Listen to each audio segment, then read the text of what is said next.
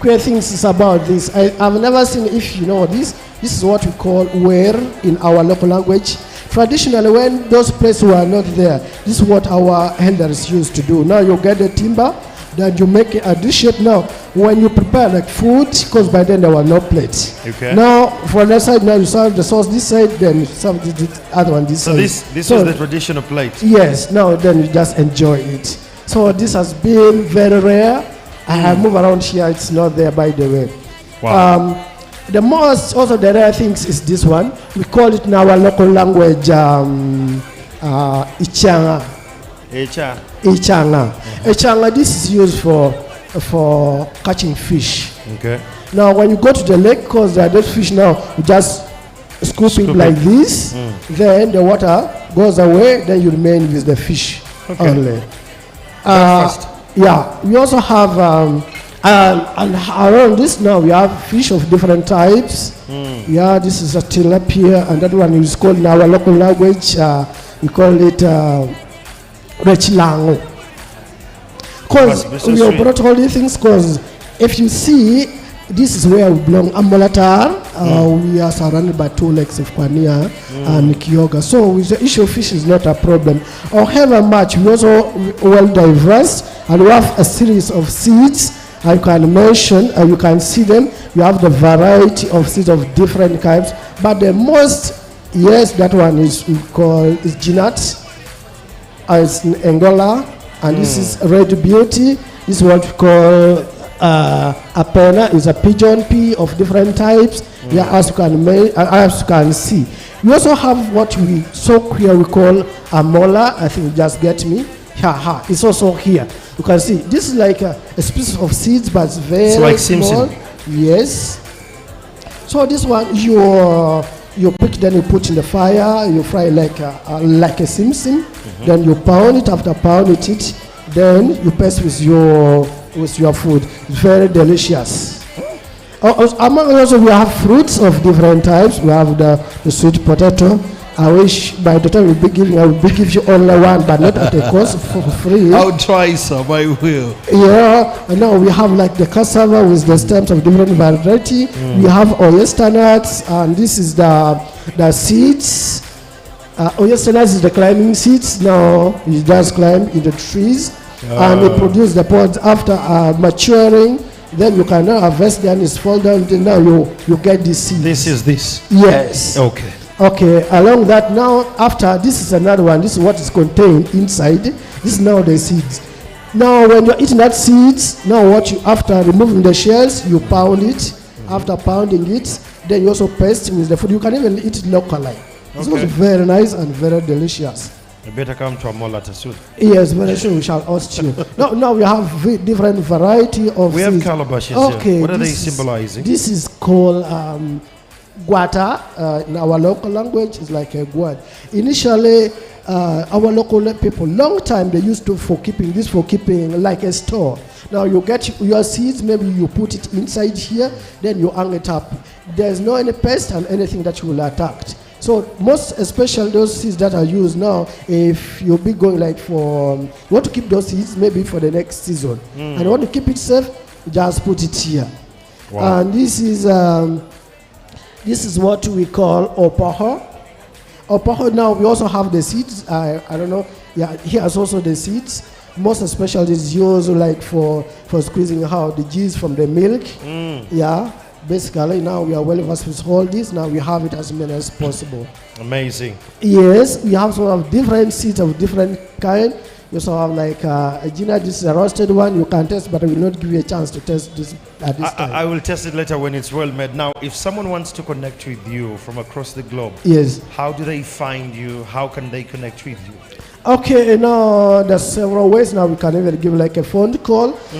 Maybe we shall give our contact number, the email addresses. My number is 777 52 92 86. Give that again. I repeat, 777 52 92 68, not 86.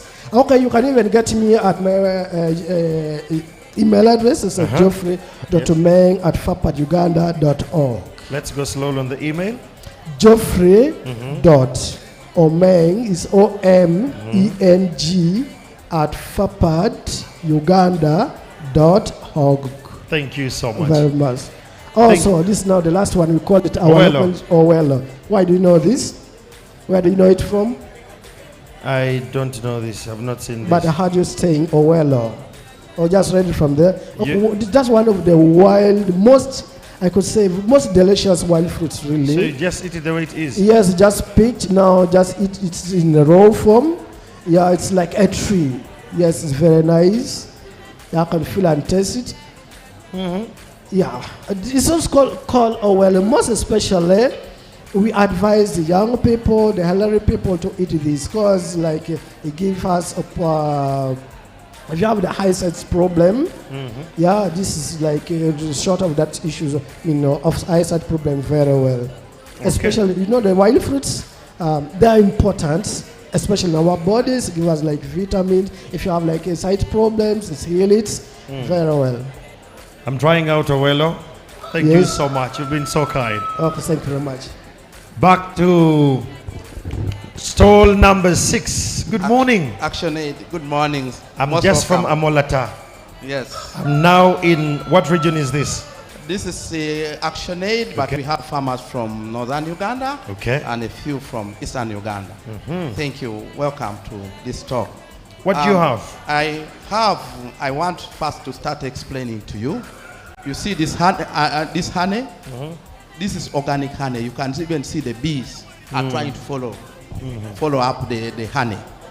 Yeah. So I want to resonate. Most of my explanation resonates around this. These bees here. Hello.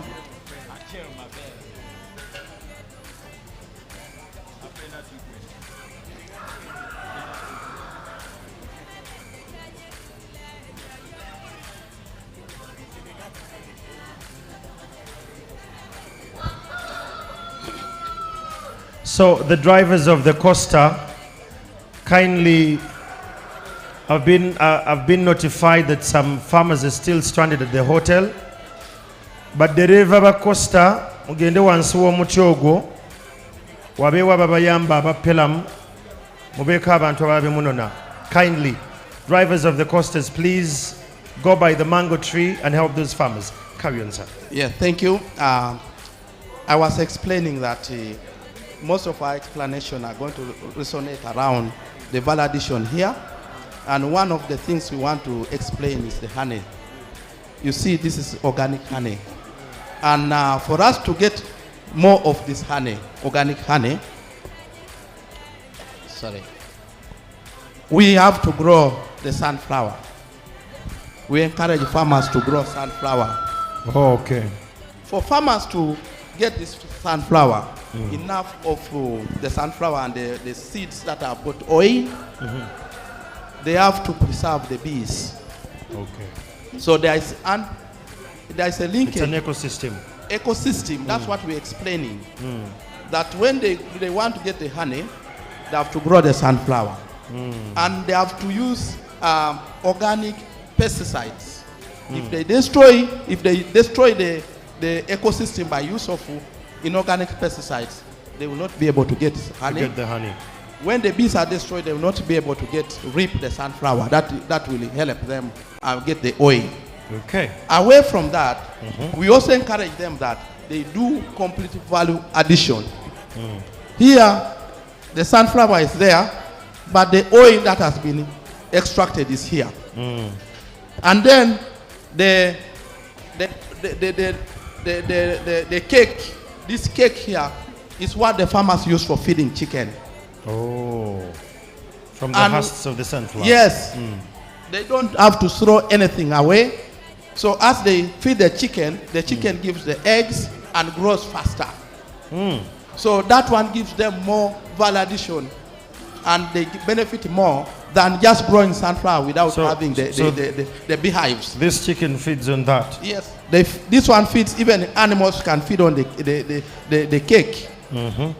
So I want to explain that if a farmer just grows sunflower without putting the beehives, is missing a lot. It may be perhaps the person at his neighborhood It's reaping a lot from the sunflower. Okay. So I wanted to explain. Then here we have Akima. This is a millet flour. This millet flour, we also do complete validation. We just don't get it and just brine. We have to roast it after roasting the millet, because we have to make it ready by roasting it first.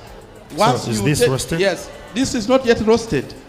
But I'm showing you that this is what is roasted. Okay. And it has to be sun-free.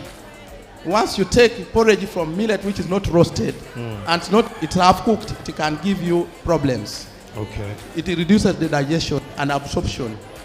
So we roast it and gives it that good aroma. Then you have the validation. When you are taking the porridge. Yes. So we do complete validation to most of the line products that we have here. Here we have the flour. You can have a feel, touch it. Just touch it between your fingers. Then also I want you to touch the starch, and you tell us the feel of the starch. The difference in the difference. Just squeeze between your fingers. Okay, this is a bit rough. That one. The other one is a bit tender. This one is rough. Yes. This one is 9 olive. So we do validation on cassava. Oh. This one is fermented cassava that makes us flour for making ungali, making atapa, kwon. But this one makes so many products. Like it's used for making, some people associate it with the gunpowder, but it's used for making most of the chemicals. I mean, most of the medicines. That is the aspirin, the Panadol. It's a filler. So this one, we are using this to make it as a composite flour. We substitute some portion of wheat flour and we make cakes. When we can use it for making pancakes. Okay. Yeah. So it has more usages after Yes. it is turned into flour. Yes, it has. It's neutral. You can even make it as a thickener for sauces. So very useful. So I've explained that, and I want to say that we have quite a variety of products here. Let's talk about your pumpkin before we go. The pumpkin. Yeah, we have organic pumpkin here. So heavy. One of the things that I want to say with the pumpkin here is that all this pumpkin you see, it's all organic. It's organic and edible. You eat the fruit and you also eat the seed. Actually, for men, I don't want to underscore it. You're already laughing. And ladies are the ones who are beneficial even more when the men eat. The men should eat a lot more of the pumpkin. A pumpkin is very useful because it gives us zinc. It's very rich in zinc, the seed. But also eating that color alone is very useful.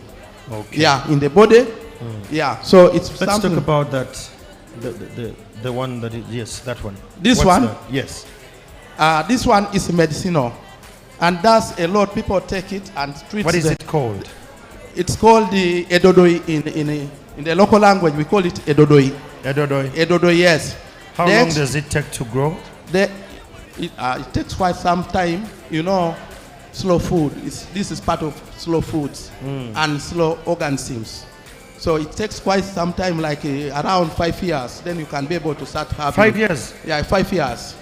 But once you have it, it's something for keeps. It's something perennial. It's a tree, actually. So the other side, we have some technology that is good for us to see.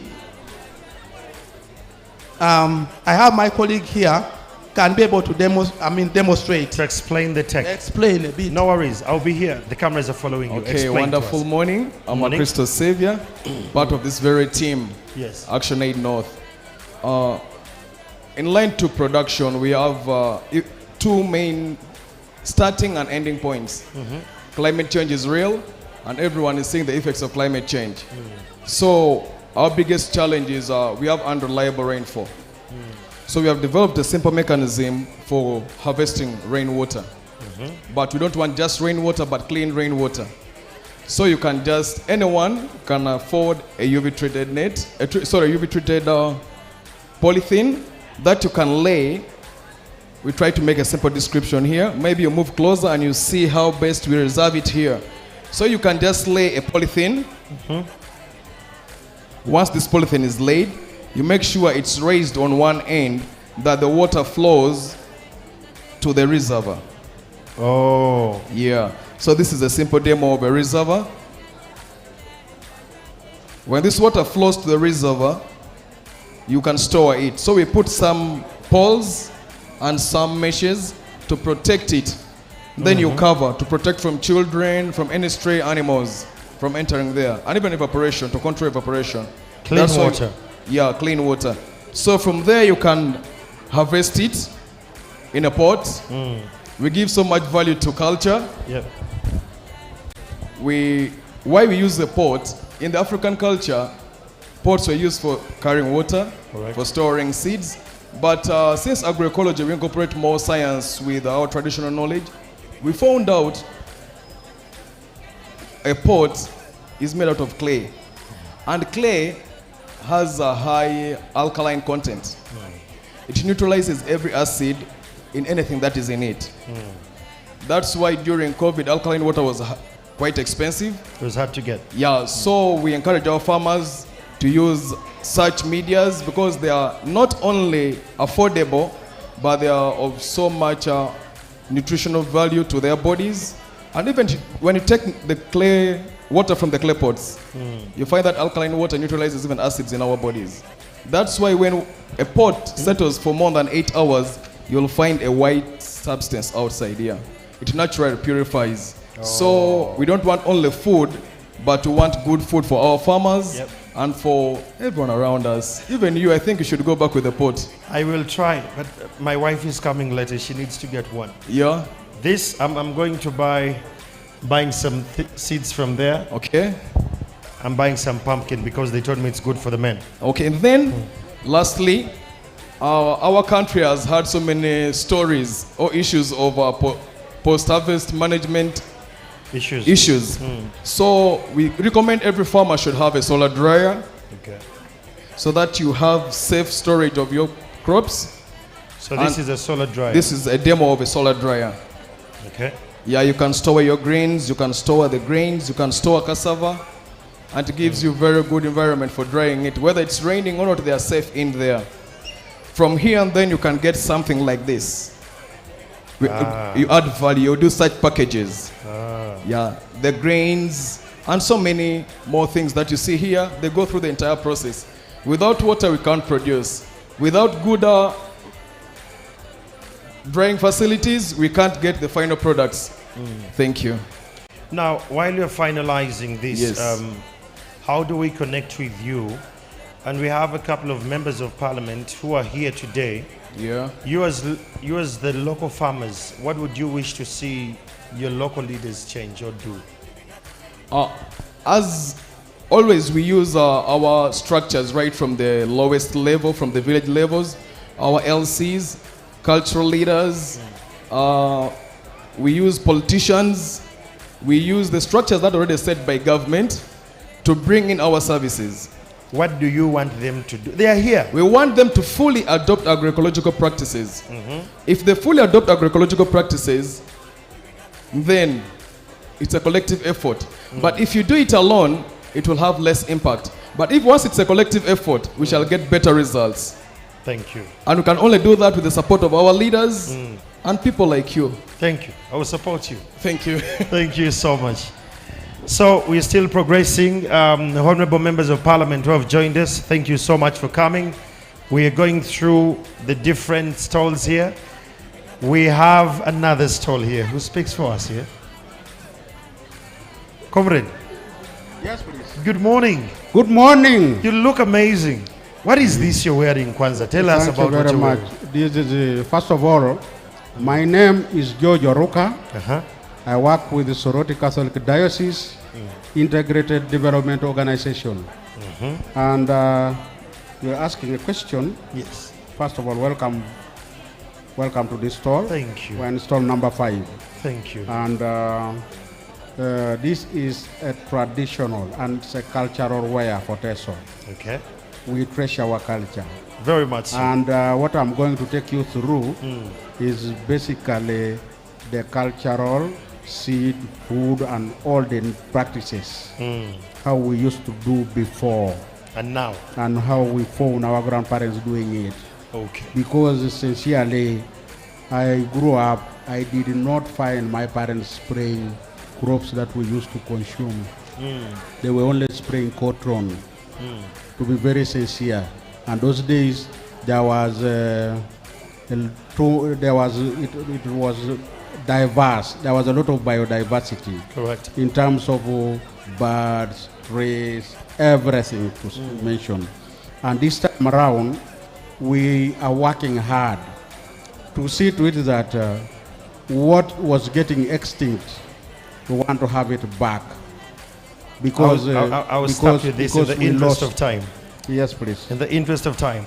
I see ladies grinding and milling, but the grinding seems to be different. This, in what we call locally Olubengo. Yes. She's doing it, but the other one is equally doing a unique one.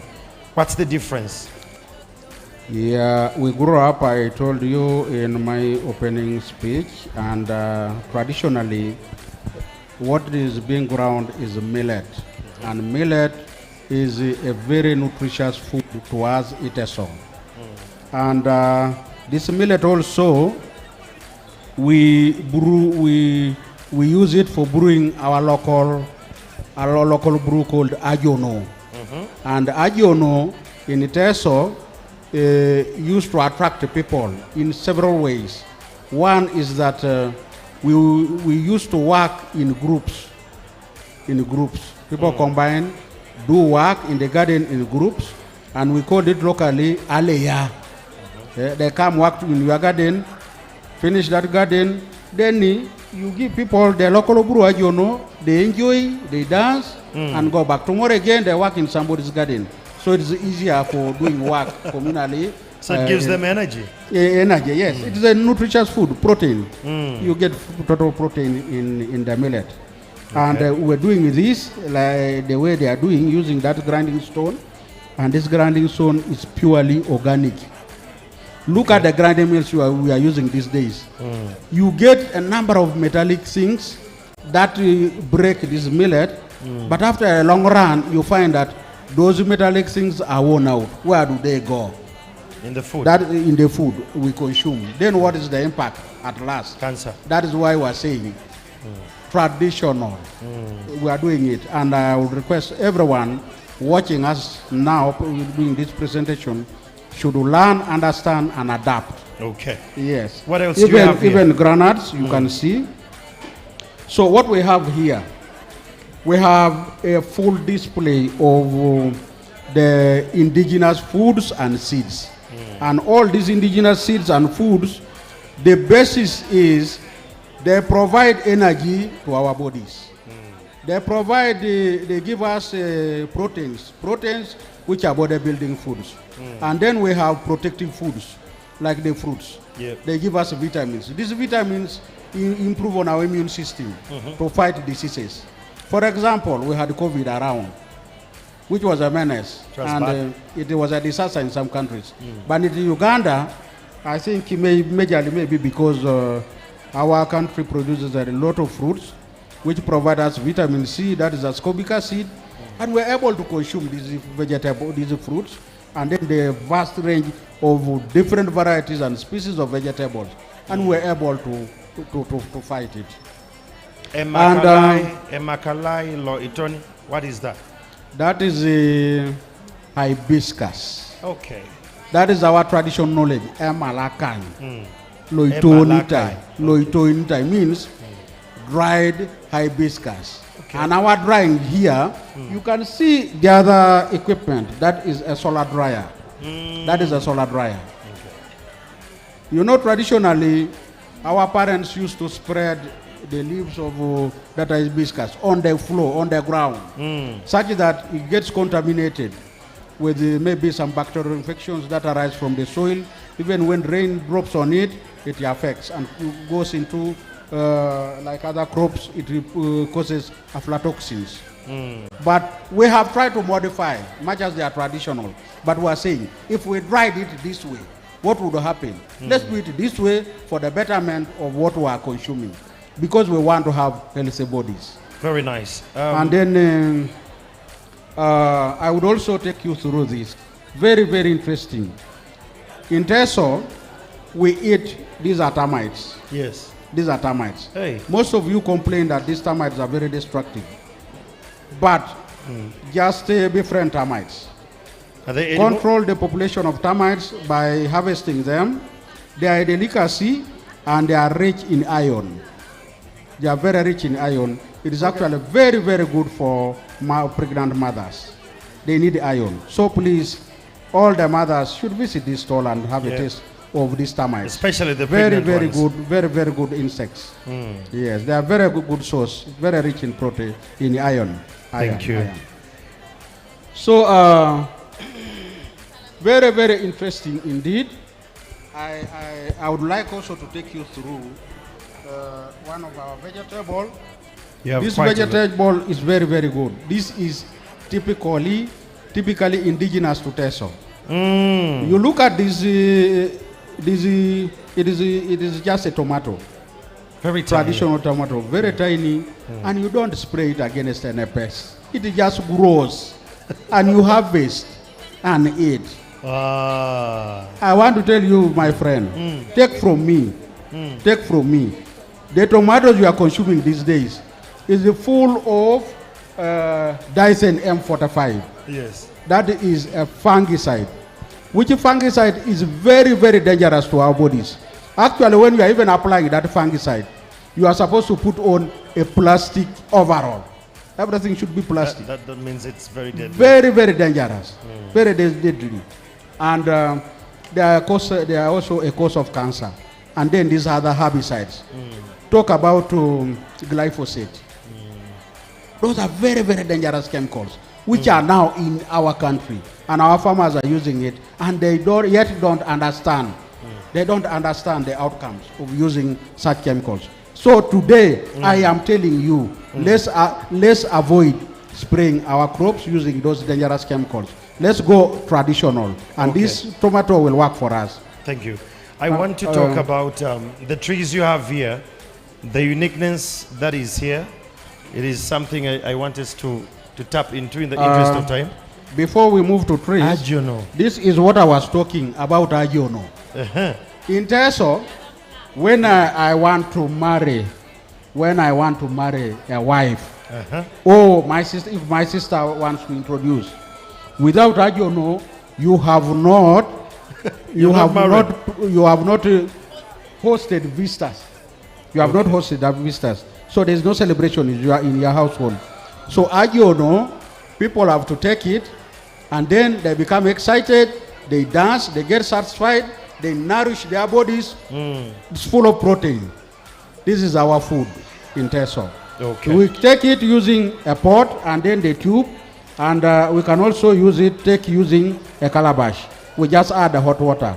And then what we have done as a Teso traditionally, we prepare this Agiono, then we dry using a solar dryer, and then we pack it such that if I'm going to abroad, I will carry that Agiono on that container. I will carry Agiono. This is Agiono. It's in this container. Then when I get there, I just get hot water, put it in, I pick the Agiono, put it either in a calabash or a pot, get hot water, I pour into it, I start sipping. I start by celebration. Thank you so much. In the interest of time, you can look at the variety of seeds. Brother, I want to tell you, Teso is very diversified. Very much so. But in the interest of time, allow me to go through these seedlings you have here, especially these. I have 3 seedlings, especially for this function. I went into trees that are getting extinct, not only in Teso, in the whole Uganda, but for us as a Teso, because Rwanda Catholic Diocese is mandated to work in the whole of Teso region. So in Teso region, we discovered that the Shanat butter tree, it is seedling. This is its seedling, and this tree is getting extinct. It is an endangered species, majorly for charcoal. And then for us, what we have done, we have sensitized the community, and we have collectively forwarded and come up with the ordinances in all sub-counties and then bylaws at the district that this should not be cut, should not be cut. And when you go out there now, we are conserving the shea nut butter tree. This is the tree, and it is a wonderful tree in Teso because we get very many benefits from it. One, it helps us in improving our environment, and that is not only for Teso, but for the whole country and the world. And again, so these are the seeds from the tree. So you can see, this is the seed, and this is the seed which is ready for processing because the tester has been removed. The test has been removed. It's not the season, otherwise I would have brought the fruit and then you have a look at it. But it is a delicacy. We can consume it. It has a very, very good flesh. We eat, nourish our bodies, and then process this seed into oil. Okay. We get shea nut butter oil. This is it, the shea nut butter oil. We pack it and we use for smearing our one-day-old babies. It is a very good cosmetic. Why one-day-old baby? Those babies, when we use it on them, it makes the skins of the babies very soft and very smooth. And when you do it on a baby, the baby sleeps so much, the baby will not disturb you crying. Okay. And then we use it for preparing our food. For us, we don't buy these concocted cooking oils where the chemicals are added. For us, we can use it. And when we eat it, we feel our joints. Okay. Moving smoothly. Let's go to another product. Time is not on our side. One last product. There is another tree which is getting extinct. This is the black palm. What does it do? It's a traditional fruit also in Teso, and it's getting extinct. We are saying, let's bring all these things back. What does it do? It is food. Okay. We eat the fruits, and we have the fruits around. Okay. Thank you so much. We're coming to the other stalls. Ladies and gentlemen. Then I wanted these are the fruits of the tree.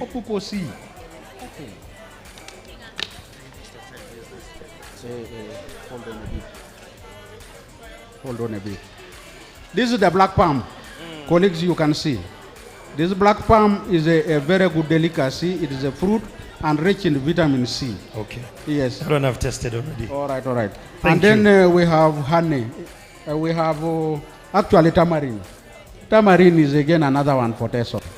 Yes. We have it fresh. We have it fresh. Then we have it. This is the fresh one. This is the fresh one. We have it dried. And then we have also the juice. We have also processed it into juice. And it is very good. If you have stomach problems, please get to this store and take some tamarind juice. It will help you. Thank you. It will help you. Thank you so much, Teso Region. It has been an honor to be at your stall. Let's allow stalls to equally exhibit theirs. But it's an honor to be here. We shall come back. Thank you so much. We are now in another region, UID. Yes. Net. UID Net. I'm Samuel from Buyukwe District.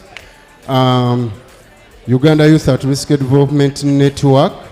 We promote and sensitize agroecology, where we have black soda fly. Black soda fly, that's why they call it Okulunda Emvunyu. 12 days you can harvest the BSF and give to your chick, as you see. So, my colleagues who are here, don't worry about silverfish, don't worry about soya beans, don't worry about the stress of the food which you can feed the chicks. Please come and learn how you can feed your chick by using black soda flies. 12 days you can harvest these black soda flies and you give it to your chicken, your rabbit, pigs, animal, whatever. Even the waste of the black soda fly, we can use it for for as a fertilizer. And we make also oil from black soda fly. If you have a motorcycle, a car, it can reduce the costs of using the fuel. Also, we have... Wait a minute. Yes. From the black soja fly. Yes. You make oil. Exactly. What we call 2T for the... Exactly. Okay. You know, sometimes you buy 2T whatever and you don't know. You know, this European, sometimes they take our knowledge and use it. So we make that bio oil. Also, we have a very good fertilizer. We call it Ferrous. Also, from the black soda fly, we have a pesticide, a very good pesticide we use after the fly lay eggs, the residues, we use it for making a very good pesticide. It takes like a month and use it to your vegetables and whatever. So please, whenever you need to keep the black soda fly, contact us, come to our store, and we show you how you can keep the black soda fly. Also, we make concentrate from BSF. Okay. This is the concentrate. Sometimes you go to the shop, you buy the concentrate. This is the best, this is the best, but you don't know what is really inside. So this is, yeah, this is the concentrate from BSF. For layers especially. For layers. Yes, both, but for broilers it needs serious fresh, but for the layers you need these dry ones. We dry by using water or solar, then after you take it to the machine and they crush. So farmers who are here, don't waste your time to go and buy food which is, there is a lot of frosting and whatever. Come here and learn more. Also, beside the black soda fly, we have pumpkin. We work with 38 districts where we are promoting agroecology and pumpkin as food security and commercial. This is from Western Research pumpkin. This is from Northern Uganda pumpkin. You see, 1%. It's a very good pumpkin, as you saw on the stores, but market-wise is zero. This is pumpkin from Kesam Farm Limited. 80% marketable export in Kenya. Even if you have 100 acres, we can take your pumpkins. This is from Central Region, Abambajita Chiwao. 40% market-wise and good for food. Then there is Eastern. Also there is Tanzanian pumpkin. We made a lot of research from even across Uganda. Tanzania 30%, good for the seeds making oil. If someone wants to connect with you, especially in terms of exporting pumpkins, what numbers can they call? Or if they want to get into the black soja fly value addition, especially for the tutti. I'm impressed by the tutti, by the way. Yes. How best can they contact you? You can find us in Buyukwe district. Sometimes we like practical farming. You can come to Buyukwe district. We teach you, we train you. Even the groups, we can train you. Also, we have books. We have reached to the level of documenting what we are doing. Nice. This is black soda fly book. We have also pumpkin book, A to Z, 50 pages, how you can make money from pumpkin. So please, 0751 that's the number. 94 02 86 0751 94 02 86. Thank you very much. 075 Chenda Munya, Not Billy, Chinana Mukaga. We can reach you everywhere. Thanks for PELUM for bringing us here. Thank you so much. Allow me to hand over to my colleague, Anwar Katamba, who is much more versed with a lot of organic foods and all. But not only that, the conversation seems to be much more deeper than what we thought it is. There is a lot you need to learn. There are regions you need to plug in and possibly a lot to eat. Let me be trying a couple of indigenous foods as we go around. Thank you so much, my brother Andrew Chamagelo. Ladies and gentlemen, we are still moving on. This is our closing day, you remember. And please continue keeping those stalls organized because we're expecting the guest of honor who will be coming in here, and he will be expecting all the stalls to know what you have come to exhibit. We would like to thank PELUM Uganda for this wonderful event. Thank you so much for promoting our indigenous food and seeds. Ladies and gentlemen, allow me to tell you that we still have a lot of things that are going to happen in this day. We expect a panel discussion so that we leave this place with all the knowledge that we need to, in terms of promoting ecological agriculture. Basebo ne banyabo abali ebweru eyo abetolodde Hotel Africana tulinawo omwoleso gw'emmere ennansi wano eno n'olwekyo mwabayita eyo mu kkubo musobola okuwubako wano olubu lw'ekigere ne mujja ne mulaba ku bintu eby'enjawulo Uganda byerina. Abantu okuva mawanga ag'enjawulo baleese emmere era emmere eno efumbiddwa ate era nga bagenda kukusomesa n'engeri gy'ogifumba. Okuyingira kwa bwereere kale gwe munnanga ali eyo ebbali abayita mu kkubo abayita mu jaamu awo abali mu Centenary Park eyo abawumuddemu awo mu bisiikirize muyiteeko waneno ku Hotel Africana. Okuyingira kwa bwereere omwoleso gw'emmere ennansi weeguli. Mugenda kuyiga ebintu bingi nnyo bye mubadde temumanyi. Mugenda kuyiga engeri gy'oyinza okulima ate ng'olimira wafunda n'olema okwekwasa embeera y'ekibuga. Wano waliwo abantu abalese tekinologi ow'enjawulo gwe musobola okweyambisa n'olimira awo ku lubalaza kasita oyogera ne landiroodi wo bw'obeera oli wa poloti owagikawo buwagisa awo bintu bye babeera bakusomesezza n'osobola naawe okwenogera ku ssente oba n'obeera nga ssente ezimu ozikendeezezza naddala ezo z'otwala mu katale. Kale mwenna abali ebweru eyo muyingire waneno ku Hotel Africana. Okuyingira kwa bwereere weetuli paka lwaggulo aboolesi weebali ebintu bingi ate ntegeezeddwa nti olw'okuba tuli mu mbeera ya mwoleso ebintu ebisinga obungi bisaliddwako ebbeeyi. Kale gwe ali ku bodaboda ali mu mmotoka ali mu jaamu abali eyo ebweru eyo mu bimuli mwena mujje waneeno ku Hotel Africana mu kibangirizi wabeera ebivulu omwoleso we guli mwoleso gwa bwereere mujja kuba muyiga ebintu bingi. Back to the program, we're still moving on different stalls. We are trying to see what our exhibitors are having for us. Remember, we did this exercise yesterday, but we are still moving on to understand fully what they have come to exhibit this year. Yes, madam, how are you? I'm okay.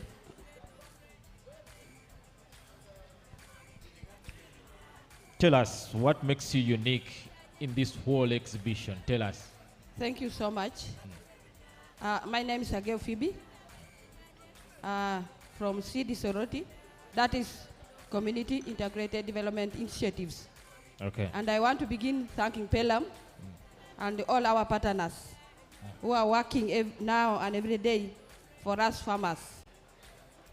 We are farmers from Soroti district. Yes, what makes you unique Katine, to other farmers, maybe in Uganda, in Western, and all that? Here we have G-nuts. You have G-nuts. This one called Erudu Red.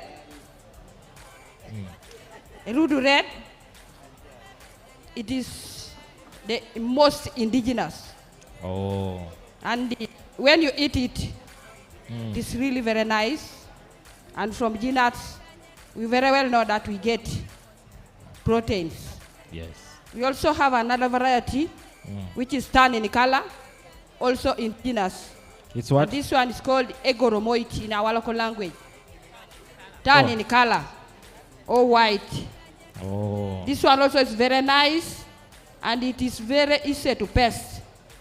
For This us one. farmers, we like the crops which are easy to pest or easy to get dry or whatever when you want to process it. So that and this one also is we have a lot of oil in it. We have bananas. This one is the most indigenous. This one here, we call it in our local language akurono. So wano tujiyita mbidde. Yeah, akurono. So we eat it and we use it for making kabalagala. Oh. And it makes a very good kabalagala, and when you eat it, You it's don't very make nice. juice out of it because in Buganda we also make a good juice from it. In our area, we don't make juice We out even of get it. a local brew. Sometimes, but We only lack the knowledge of how to make the juice, but sometimes you find like the children, they try to squeeze it locally as they play for their juice, but most of the people do not have the idea of how to make juice out of this. Instead, we make our juice from tamarind. I think you will go at that corner. There is one of the exhibitors. It's called the Lucidi. Yeah, Lucidi is the last one, I think, with the other green green pull up you can see. Lucidi knows how to locally get juice from that. Since you have it in your region or in your area, you can go back and try to make juice out of it in a local way. Okay. Yeah. Okay. Okay, fine.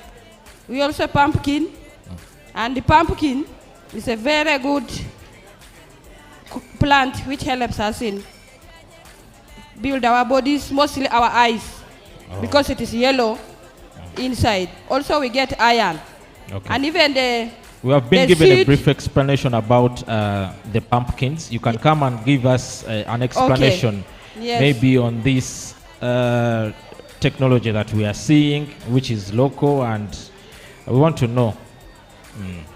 Here we have a granary. This one.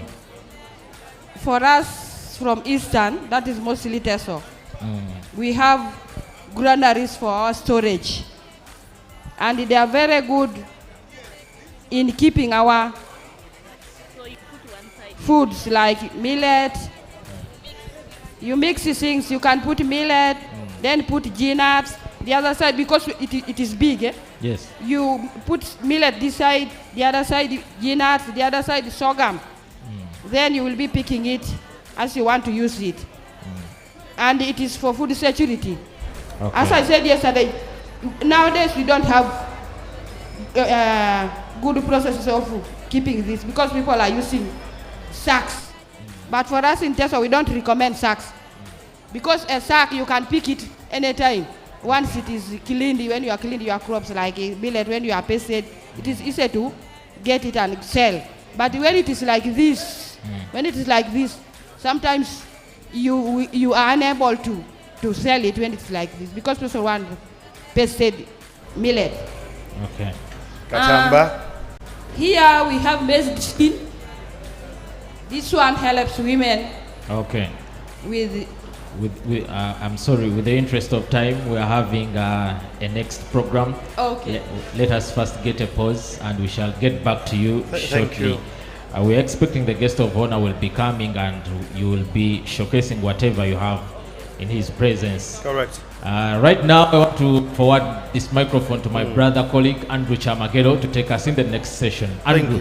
Thank you so much, Annual Katamba. Thanks to the different exhibitors. The conversations are very interesting. I've sampled a couple of fruits, roots, and wild fruits as well. But today's conversation is going to be quite very bumpy, humpy, and it's going to be packed.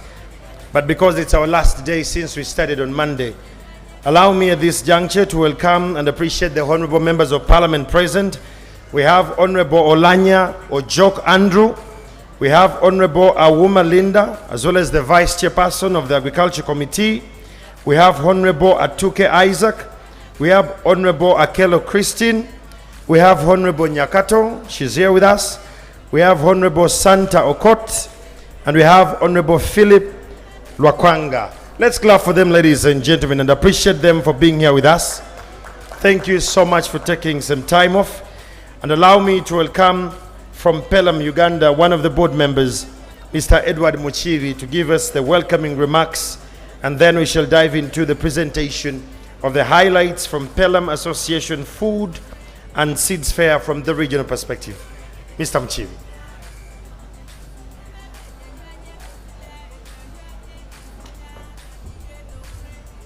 Thank you so much, my brother Chamagero. I'm happy to be here and also to welcome you to the second day of the 2013 annual Indigenous Food and Seeds Fair. This is the 13th edition. For the last 13 years, we've been coming together as PELUM Uganda to bring a network of food producers who really care and are concerned about the future of this country when it comes to food, when it comes to nutrition, when it comes to culture and biological diversity, and also when it comes to preserving the intrinsic value of this nation. Uganda is one of the most richly endowed countries in terms of food and cultural biodiversity. This is a very big national resource that we need to preserve, and this biodiversity is threatened by the criminal system of industrial and corporate agriculture that was created out of the Green Revolution, that wants to make a one-size-fits-all production system, that wants to create a new neo-colonialistic tendency to from the global north to the global south through food. But the only way we can stop this criminality is to love our own food, to promote our own food. This is a country that is endowed, and we need to preserve this endowment. We need to preserve this wealth. And we need to understand that true nutrition comes from dietary diversity. And without biodiversity that we see all here, we cannot have proper and true nutrition. So I welcome all of you here, not only to see what the farmers, what the cooks, what the what the processors are doing to promote and preserve our traditional food, but also to understand how we can support this work, how we can support our true identity as Ugandans, and how we can support our food that belongs to us. One is to promote eating our own food. If we don't eat this food, we are going to lose it. As Africans, we need to be proud of what is African.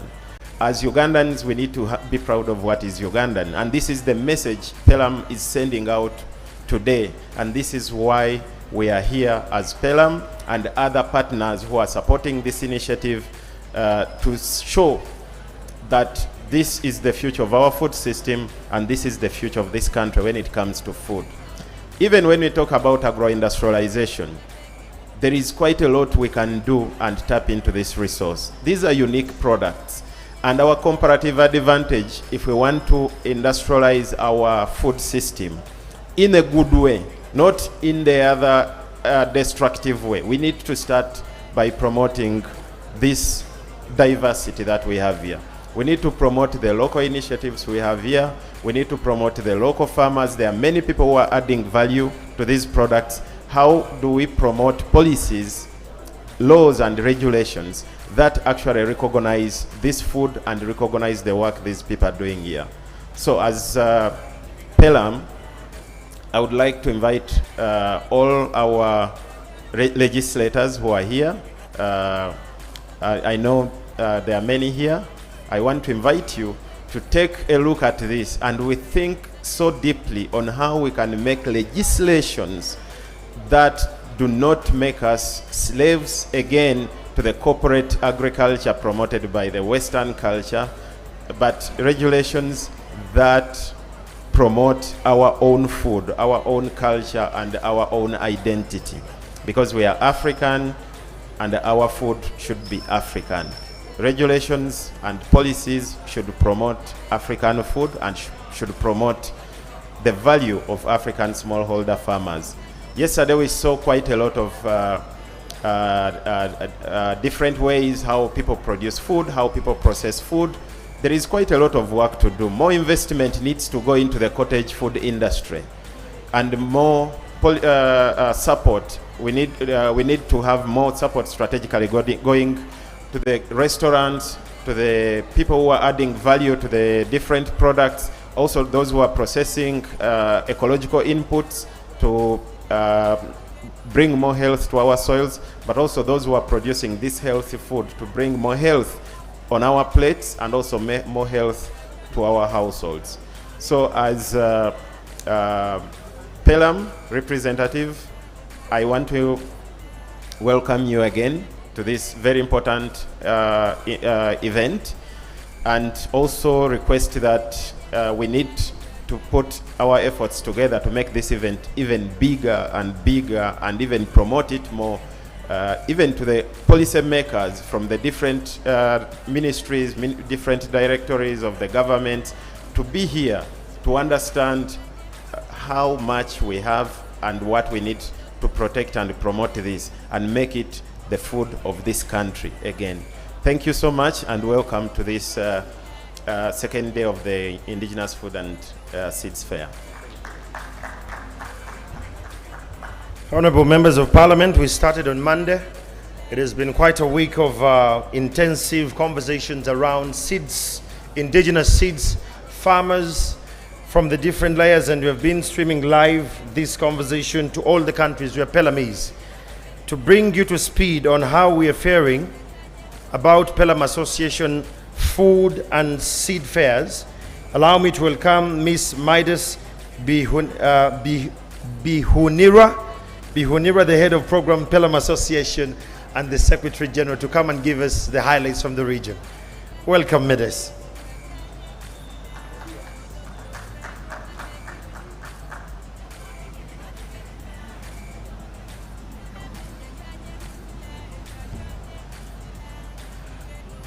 Thank you very much.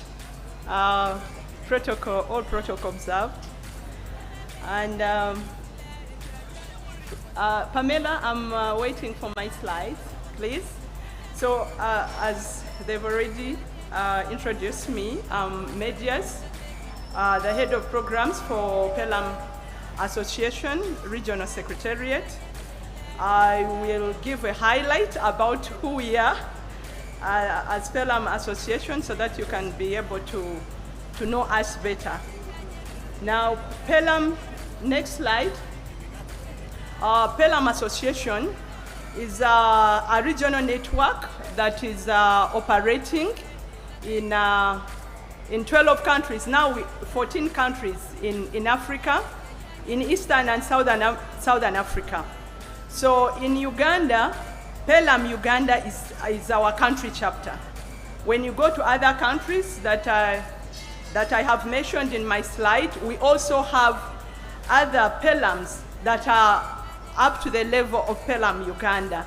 And as a network, we focus on how we can be able to revolutionize the agriculture system in Africa, ensuring that agroecology is the way to go. And we have been doing that since 1995, as highlighted. And at this moment, I would like to assure you that what you see in Uganda is happening in other countries.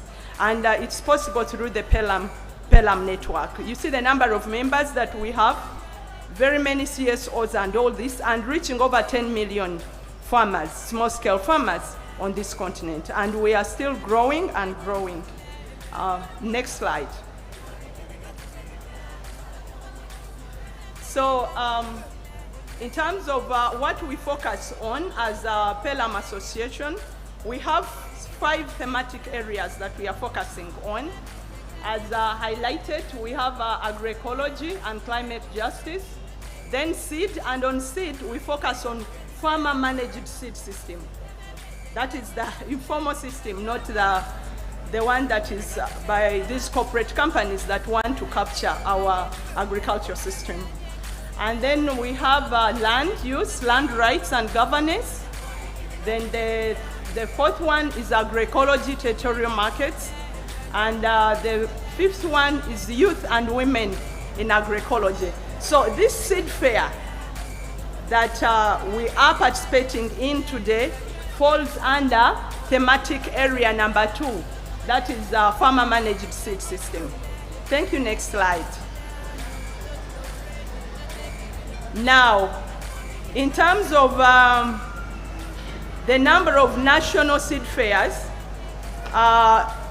we have very many of our country chapters doing the same that Uganda is doing in other countries. And this year alone, those that have done this is at national level, I'm presenting only at national level, but our country chapters and their member organizations are doing it even right away from sub-county level, regional level. I think Josephine will be able to highlight that. How does this national level come after the regional fairs that have been done in Uganda? And we have PELUM Uganda, and PELUM Uganda, this is the 13th. So seed fairs, food and seed fairs that promote our agroecological products is one of our babies as PELUM Association that we have been promoting over time. So when you see Uganda holding the 13th, that can be able to tell you how far we have come as an association. Then we have PELUM Zimbabwe. Its fair also ended in September and crossed a bit to October. Then we have PELUM Kenya. Its fair also ended.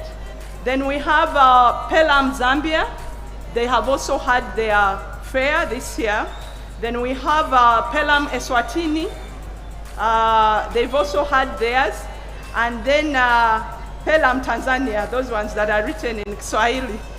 Those are so far the 6 PELUMs, but other PELUMs are also equally doing work, but at regional and sub-county levels at that level. But I wanted to show a picture of how the national ones have been done in the PELUM network. Next. Now, I wanted just to highlight the pictorial of how the seed fairs look like. I want to show you what the pictorial. I've picked just only 2, Uganda and Zimbabwe. Now, for the slide you're seeing is for Zimbabwe, and you can see the diversity of the different seeds. You can see the diversity in terms of culture. What do? Because they try to blend culture with our traditional food, because we know that food and seed, our traditional food and seed, is one of our heritage. I think our policymakers need to take note of this. That is one of our heritage that is not only for health, not only for food, but we need to promote our heritage. And I think as Uganda, in terms of tourism, these kind of fairs should be able to be mapped on our tourism calendars. That around this time, we have this fair so that it is advertised widely, and we can have tourists that will plan their visits around the time when we have these seed fairs. And I think that is very important. We must appreciate that our heritage is our food is one of the ways we can be able to promote tourism in Uganda and also other countries on the African continent. Then that is showing this fair. We just picked the pictorial for Uganda. I think you can see, and I think you're able to see that there is a blend of seed from the 2 slides. You're seeing seed, you're seeing plants, you're seeing processed products and packaging all across. And this shows already that our traditional and indigenous food is very, very diverse. I think we need to appreciate that as Africa. Next.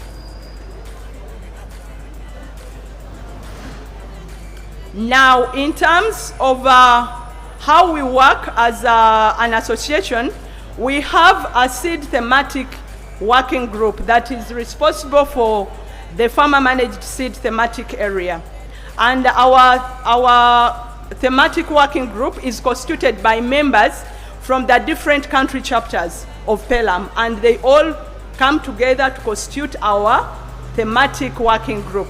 And then it is this thematic working group that is reshaping our debate and focus in terms of farmer managed seed system, learning from the experiences of the different countries and coming together to say, yes, I think as PELUM association or network, these are the kind of areas that we need to focus on as far as seed is concerned.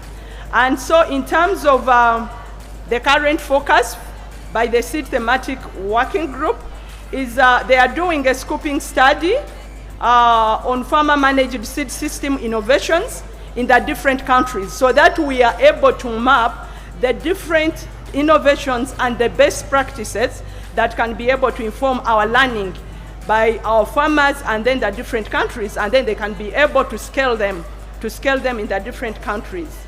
Then the next area is regional food and seed fairs. Like you're seeing the national food fairs, but also bringing them at regional level and focusing on ESC and SADC. So far where we have presence, because the national fairs should be able to build at regional level so that we can be able to influence also the policy makers at regional level to see the diversity really that we have, so that when they are legislating at regional level, they have a kind of perspective of what we mean when we are talking about how rich our food, our indigenous foods are, and how agroecology is the answer for us as Africa. Then also regional policy influencing. Of course, our country chapters are focusing on national level policy influencing on seed. And for us, our focus here is on recognition of farmer managed seed system. That is very, very important. And we will continue asking you, the legislators in the different countries, but as the association, as we also try and lobby and advocate at regional level for recognition of farmer managed seed system. It's very important that we need to appreciate that, because most of the plant genetic materials that even the big corporate companies are using to develop or improve seed is from within our traditional seeds. They pick these genetic materials from the farmers and they go and develop them. But who is harnessing from that? It's the big corporate companies, and then the farmers are not benefiting. How can we be able to make sure that our farmers can benefit? By recognizing we can recognize two seed systems. You recognize that the farmer managed seed system is very important, and then when it comes to resource allocation, when you are allocating resources, make sure that there is a portion that is allocated. Give a 50-50 if we want to grow at the same level. We can't see money going to the industrial agriculture or the formal farmer, the corporate company seed, or the formal sector, seed sector, and yet little or nothing is given to the farmer managed seed system. And we expect that we can be able to have healthier and healthier diets. So we need to equally be able to allocate resources to all the systems. But if possible, we need even to allocate more money for the farmer managed seed system, because we know that most of the food that people feed on in this world, the biggest percentage is by the farmers. It's not the corporate companies that are feeding this world. It is the small-scale farmers that are feeding the world. But where are we seeing more resources going? More resources are going to the few who are not even feeding the world. So we need to be able to allocate our resources as governments and also international development partners, that we have to see money moving where to the small-scale farmers that are feeding this world. Then, in terms of lessons, we are also trying to look at the lessons that we are learning from our seed fairs from the different countries, and what are those kind of lessons that we are documenting that we need to take forward. One of them is that we have appreciated that Africa has diversity, and there is no need why we should go hungry. It's a shame. I must say it, that it's a shame for Africa to go hungry when we have all this diversity. So I think if there is investment that goes to the agroecology and our seed system, then Africa shouldn't be going hungry. All this diversity that we are seeing here, if we can't be able to have all the support it requires, then we cannot go hungry as Africa. I think the policymakers need to take that very seriously. Then there is need for partnerships in organizing these kind of fairs. We appreciate that we cannot do it alone as PELUM. We need government, and we are happy that PELUM Uganda has worked very well with the government of Uganda and the Ministry of Agriculture. But we need more partners. We need more partners on board so that we can be able to amplify these seed fairs, including the private sector that are doing very good innovations in agroecology. Then the other is that all the seed fairs, we have seen women, more women. Even when you go here, you will see most of the exhibitors are women. And that has reaffirmed to us that in Africa, women are the custodians of seed or the custodians of plant genetic materials. And therefore, they need the support that is required. If we are designing programs, even in agriculture, we must have specific programs that are going to target these women because they are playing a very big role. Apart from also playing a big role in agricultural production, but they are keeping our plant genetic materials. I think that's very important. Then also we have seen a strong cultural component across all the fairs. We have seen that our seed is not only for food, but it has a cultural attachment. People have a lot of attachment on our food. And I think if you look at Uganda, our food is one of the most diverse. You will see a lot of diversity. When you go to different cultures, I think when you go through here, you will see that diversity and how the attachment to culture is very important. So we must be able to recognize seed beyond food, beyond economic, but also the cultural and social benefits that people attach to seed. I think that's very important. The other one is that we need to organize food courts in partnership with chefs. Like for instance today, because of, I think we need to reflect and see if we are to have these seed fairs, we need to have the farmers concentrating on the seed and all that, and then we have the chefs. For instance, we have a tent for food, cooked food. We have the chefs who are preparing our food, and they have organized tents very well where people can come and eat this food and appreciate it. So we think that should be an area for us as all the PELUMs across the different countries, that we need to organize a food court. We have this exhibition for seed and the plants, but again, an organized way so that our people can be able to appreciate our food and the recipes from our traditional foods. Then the next slide, entertainment. We feel it's very important to integrate entertainment, cultural dance and drama, then live bands and children games in these fairs.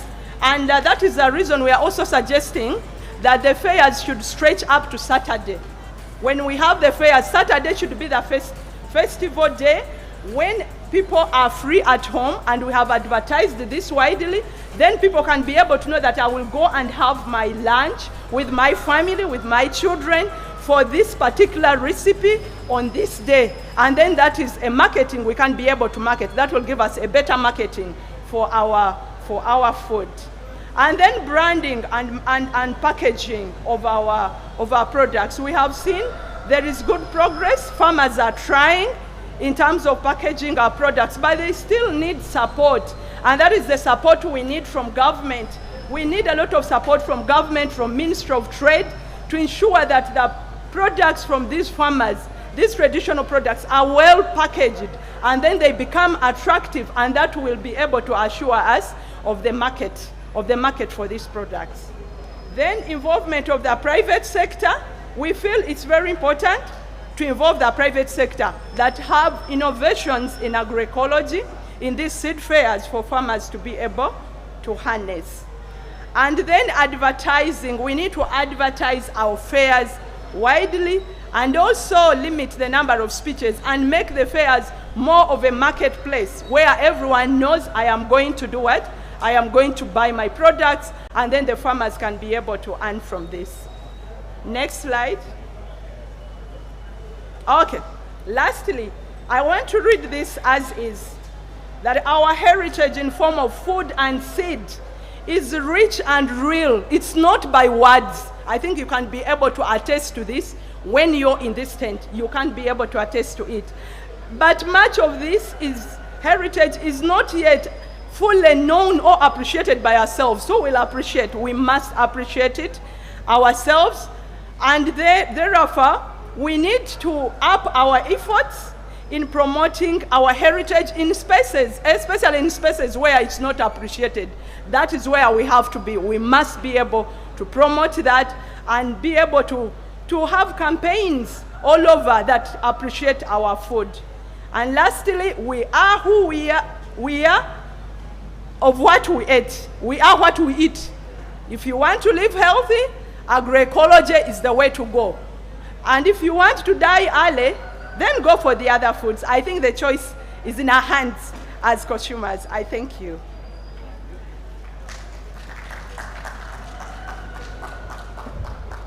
Thank you so much. That is Amedius from the Regional Secretariat and the Secretary General. Honorable members of Parliament, I understand that you have a very tight schedule, but in the same vein, I want to appreciate you for being very patient with us. In the interest of time, allow me to welcome the Vice Chairperson on the Agriculture Committee, Honorable Awuma Linda, to come and speak on behalf of the entire entourage of MPs who have come to join us today. Let's clap for her as she makes her way here.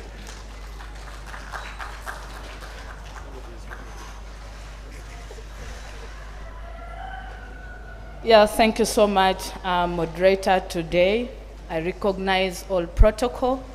Awuma Linda Agnes, the woman member of Parliament for Lira and the Deputy Chair for the Committee on Agriculture, and also the Vice Chair on the Forum on Food and Nutrition in the Parliament of Uganda.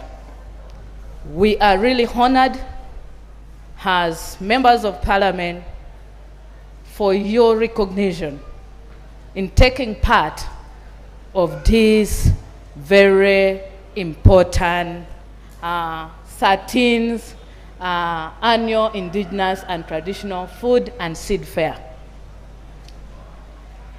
This is something that is very important, but before I give my submission, I would like to also request my colleagues, members of Parliament present here, to rise up as you take the microphone to them and they introduce themselves. You know, we survive with our mouths, so it's very important to make them talk.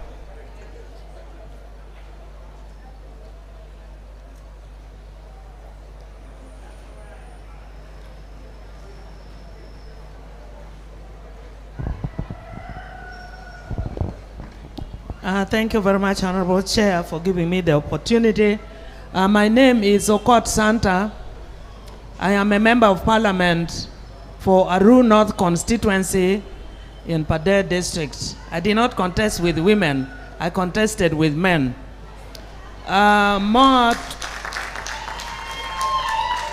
More importantly, that I represent the People's Progressive Party in Parliament, and I'm the only member of Parliament. So I am the president of the party. I'm the colleague of President Museveni. Thank you so much. Thank you, Madam Chair.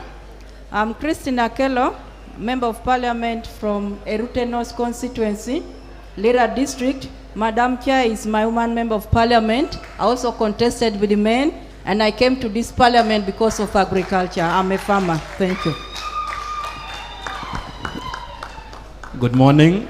My name is Ojoka Androlanya. I represent people from Moro County. I see my group is group number 9. I'm a member of the Committee of Agriculture and pleased to be here. It's my second time coming. I was here last year as well. Thank you.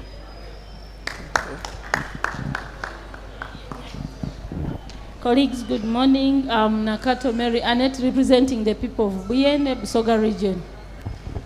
I'm a member of my health committee. Thank you for this exhibition, and I pledge my commitment because somehow, somewhere, there is, I think, some somehow Ministry of Agriculture is working.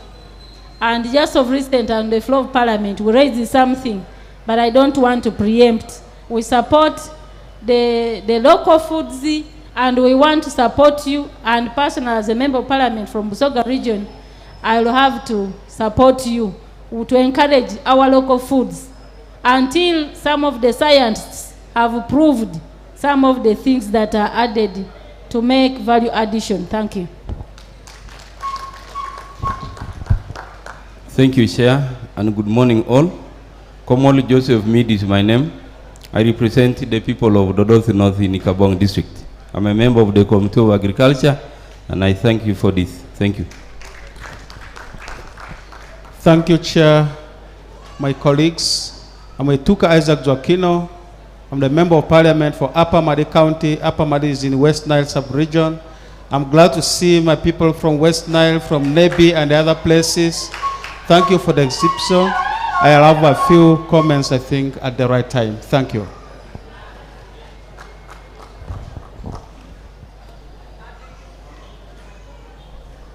Good morning, everybody. Lokwang Phillips Ilukol, Member of Parliament, Napore West Constituency, Karenga District, Karamoja.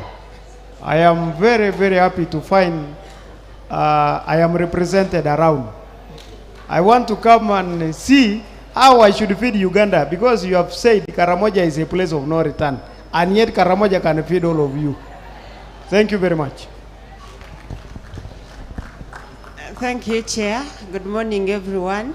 I'm Veronica Nanyondo, the woman member of Parliament for Komansimi District, a farmer, and we have been looking for this and waiting for it. We are ready to support our indigenous seeds, because right now what we have and why we are suffering, because we can't plant seeds for more than one time. I think if we promote this, we will be able to help our farmers who cannot buy seeds every season. Thank you. We are ready to support. We have also staff. We are here with the two groups, the leadership of the Forum on Food and Nutrition and the Committee on Food and Agriculture. Thank you, Chair. Good morning, everyone. I'm Kizito Elvis, the focal point person for Uganda Parliamentary Alliance on Food and Nutrition Security. I'm very happy to be here because one of the things that we promote in Parliament is to have policies that favor indigenous food. And I believe the members of Parliament who are here are taking note of that. Thank you. Yeah, thank you so much. I think his colleagues have stepped out aside a bit. And I greet you all in the name of our Lord Jesus Christ, because I'm a believer in Christ. I also bring greetings from Parliament of Uganda, and I would like to apologize because we were supposed to have time with you, but we have a very urgent meeting in Parliament. We are dealing with water for agricultural production. And we are going to meet the three ministries, Ministry of Agriculture, Water, and Ministry of Finance and National Planning Authority, to improve on agricultural related matters in the coming financial year. So we are preparing ourselves early in advance. We are really grateful to the partners of PELUM with all your chapters. In the same way, in the Food and Nutrition Forum, we also have those chapters up to the global level. Our main purpose and inquisitiveness to attend this function today is to bring our solidarity and total commitment as Parliament of Uganda that we are fully behind you in supporting and promoting, advocating for our indigenous seed and crops.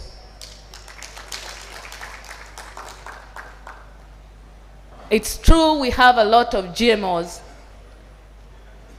but the chemicals used in mixing, the research that is made on this is only focusing on mincing money, but not on health.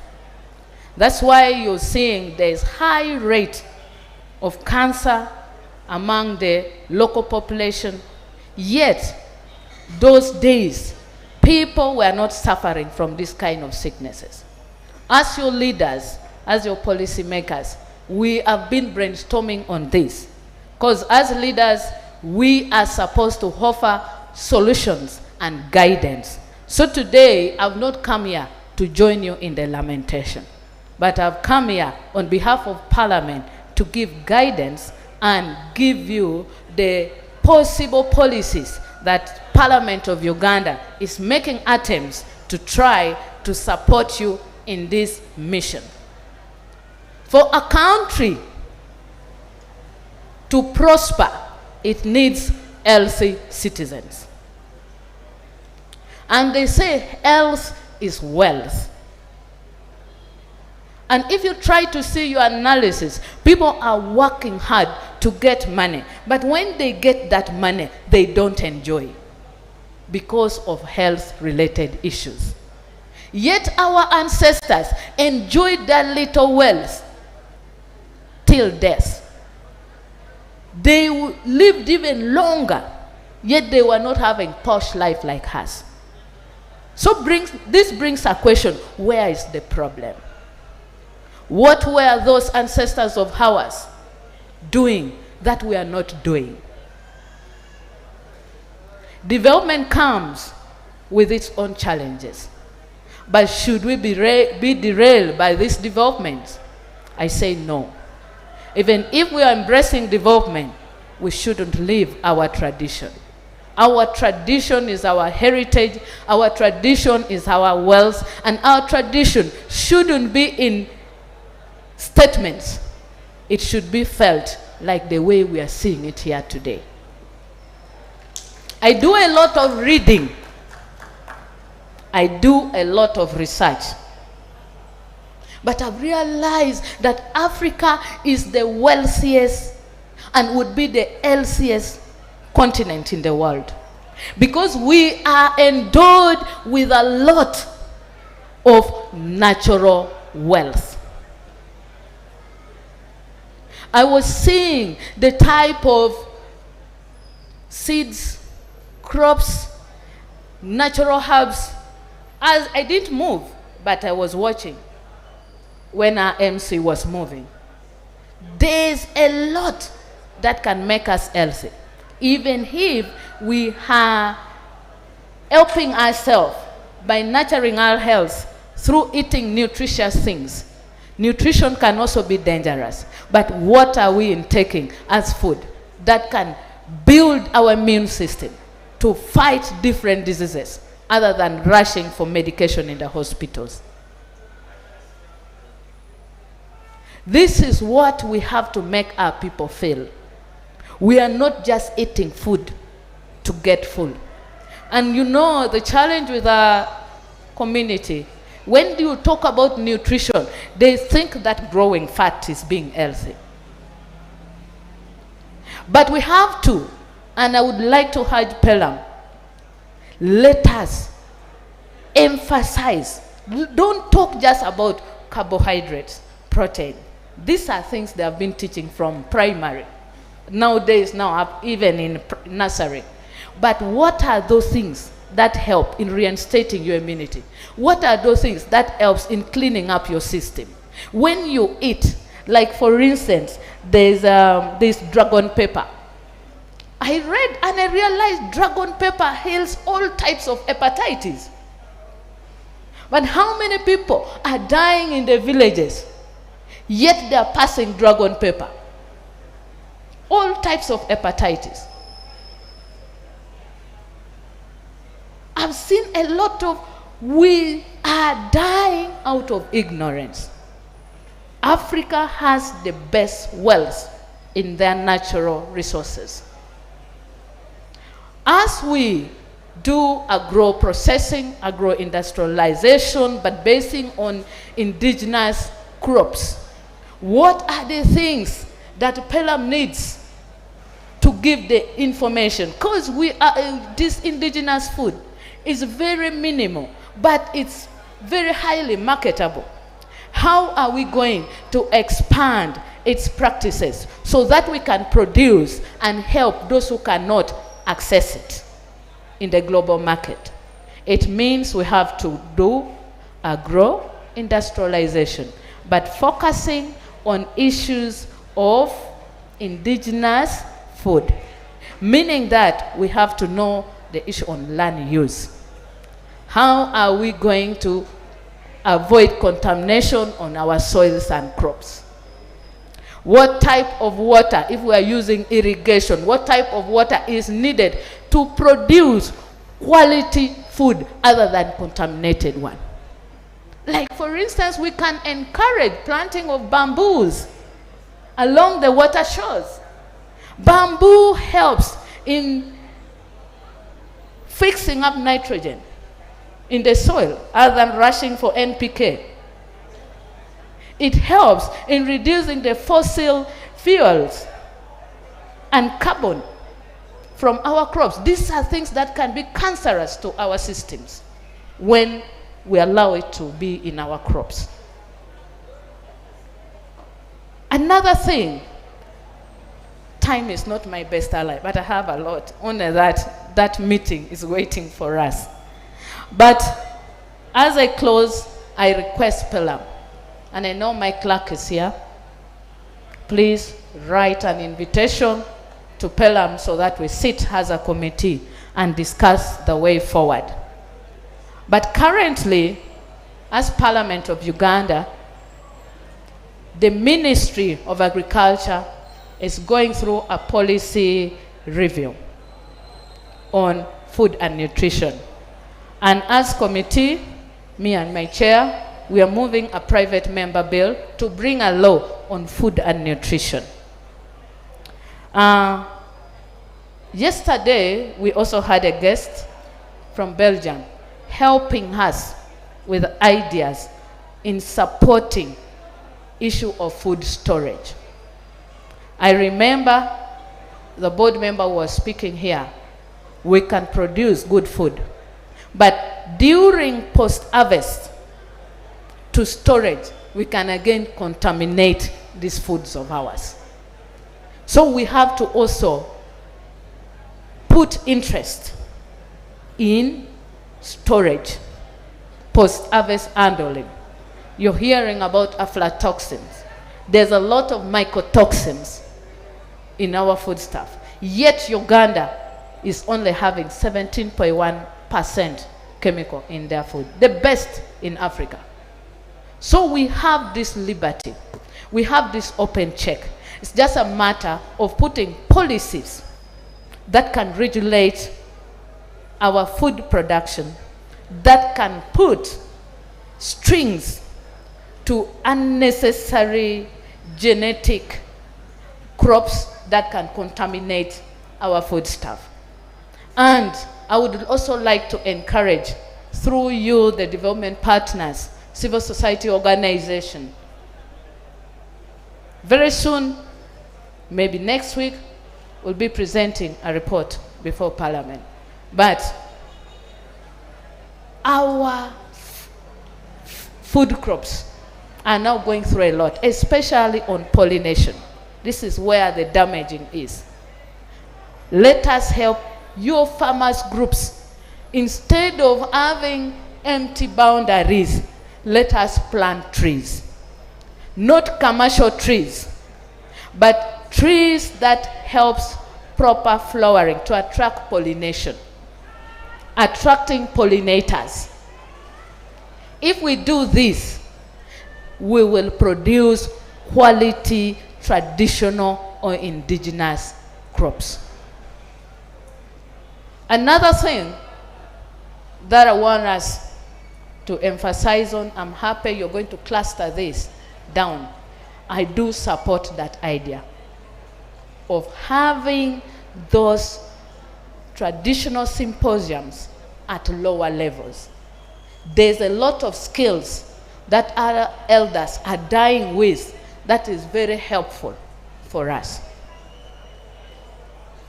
I would like to end here. As you see from my face, I had a lot, but I would like to end here because of time limitation. But we commit ourselves to fully back up you. Parliament is the people's parliament. Don't wait for us to initiate ideas. Knock our doors, give us your research, give us your input. We'll take it up for the betterment of this country.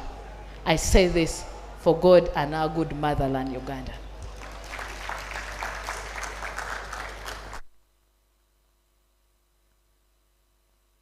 Let's appreciate the Honorable once again. And we strongly believe that as our Honorable Members of Parliament are going to meet these two ministries, we continue to lobby more when it gets to agroecology and more. Friends, you will allow me, I'm going to request the PELUM board members who are here and the country director to have a photograph with the Honorables before they leave. Let's take this photo for archive purposes, that we have it on record that yes, we had this contingent of Honorable Members of Parliament who are lobbying for this agenda at the national level. I request that we all stand up here with our country director and our board member, and then we shall part. We can stand up here. You can come up at the, yes, you can come up. Yes, please.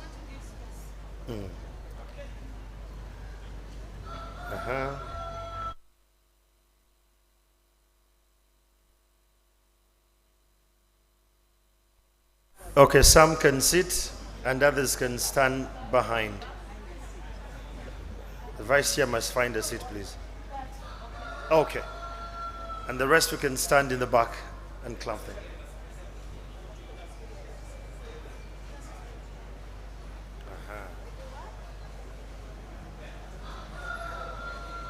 Okay.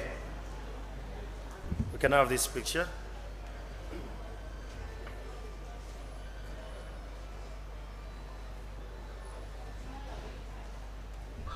We smile, please. Thank you.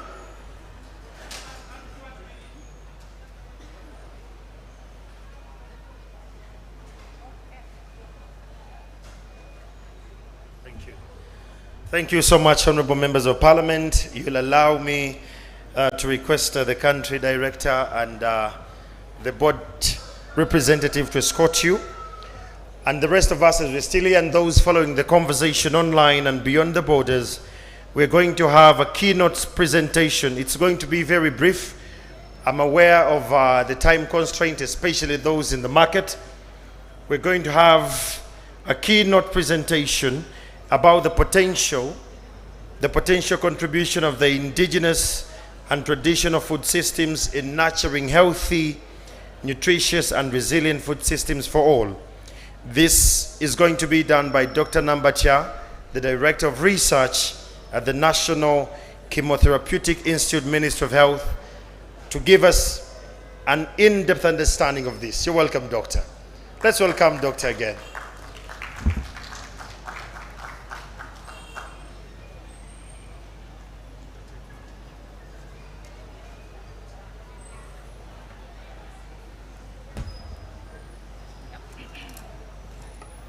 Good morning. Good ladies and gentlemen, all protocol observed. It's unfortunate I'm going to make this keynote address when the parliamentarians are not here, but with the oh, someone around. Okay, I'm happy, Sam. Thank you so much. Next slide, please. Next slide, please. Yeah, when we look at the theme, nurturing healthy, nutritious, and resilient food systems, lined up with Sustainable Development Goal number 2, which talks of eliminating hunger. Of course, when we talk about health, food first, because a hungry person is an angry person and they get sick very easily. Food systems play a critical role in ensuring global health in numerous ways. There are the complex web of activities, processes, and resources involved in producing, processing. You've seen it in this tent. The whole complexity comes out. Next slide. For those of you who have had a chance to look at what is behind you will find that for us in indigenous systems, traditional medicine, the first medicine is food. I'm going to mix with Uganda for some of the exhibitors who may not uptake English. Banyabo neba sebo, soso bakulisa okuja mumwoleso guno ogw'emirundi 13. PELUM Uganda bulijjo eraga ebintu bwe biti. Nze ndiwo okubabuulira ki kye tusobola okugattako nga tuva mu kye tuyita traditional.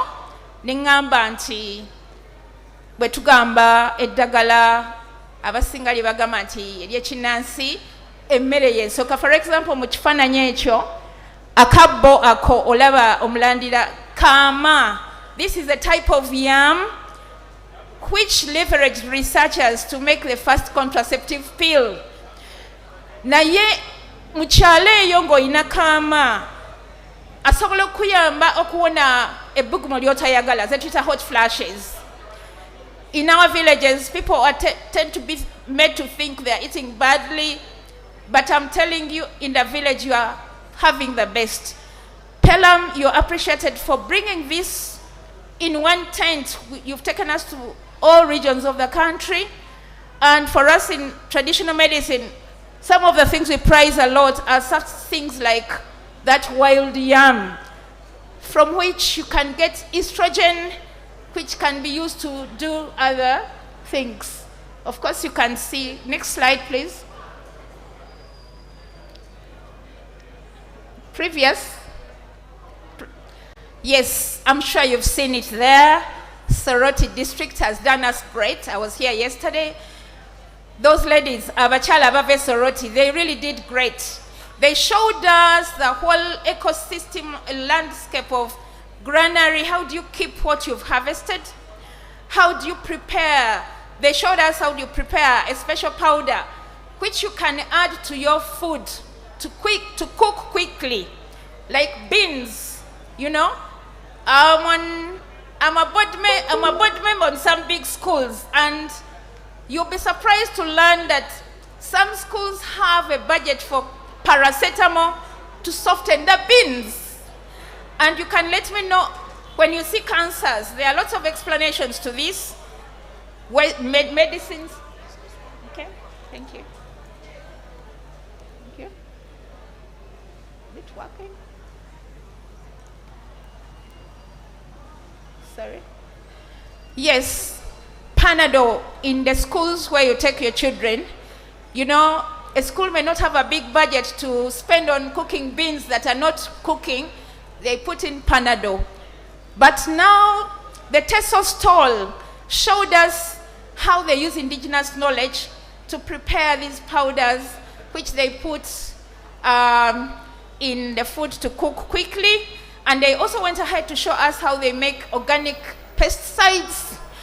I'm happy to have heard of our leaders here saying they're going to take this seriously, to really take, you know, so that we can see substitution of some of these very poor practices. We were shown quite a number of very interesting things. That stall, which is somewhere behind there, is bringing forth here the Kabalore experience. I will not forget that one. I don't know whether the Kabalore, somebody from the Kabalore stall, are you there?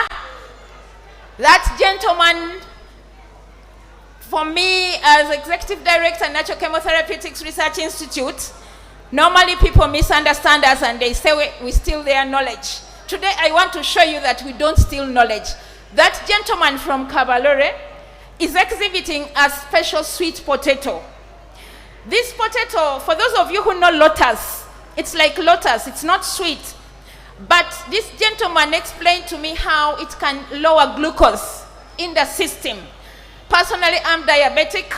I took him on, I took my sugar at that very moment, it was 13. 2 hours later, it was 10. And as a researcher, I'm going to further. I would love to invite this gentleman here so that you all get to know him.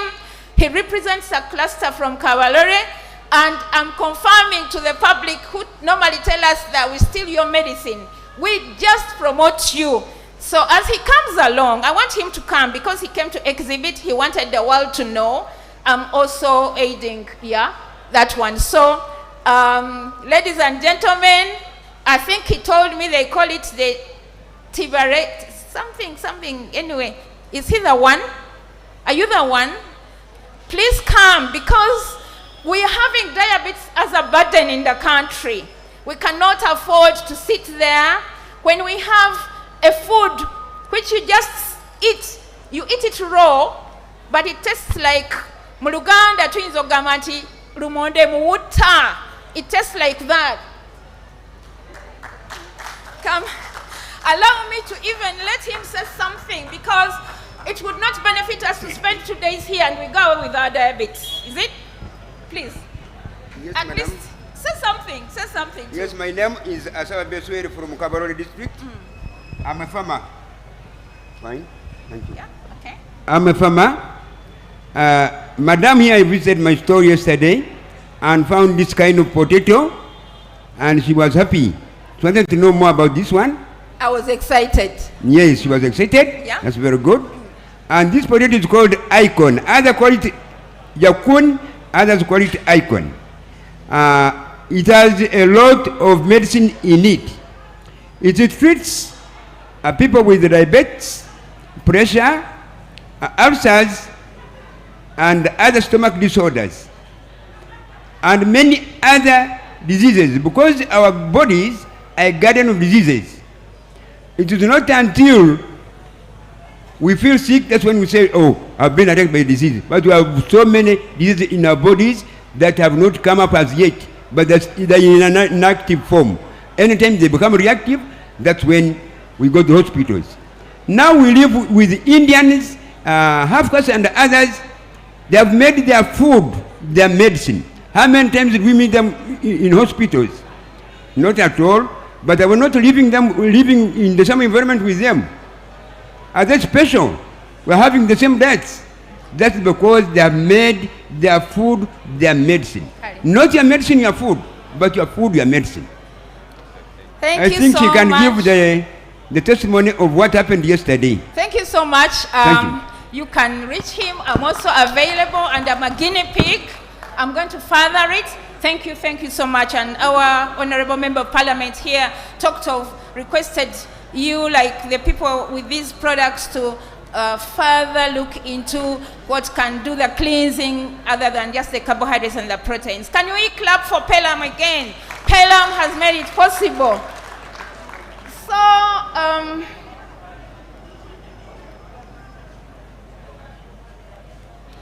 yeah, I'm continuing, and I'll keep you posted.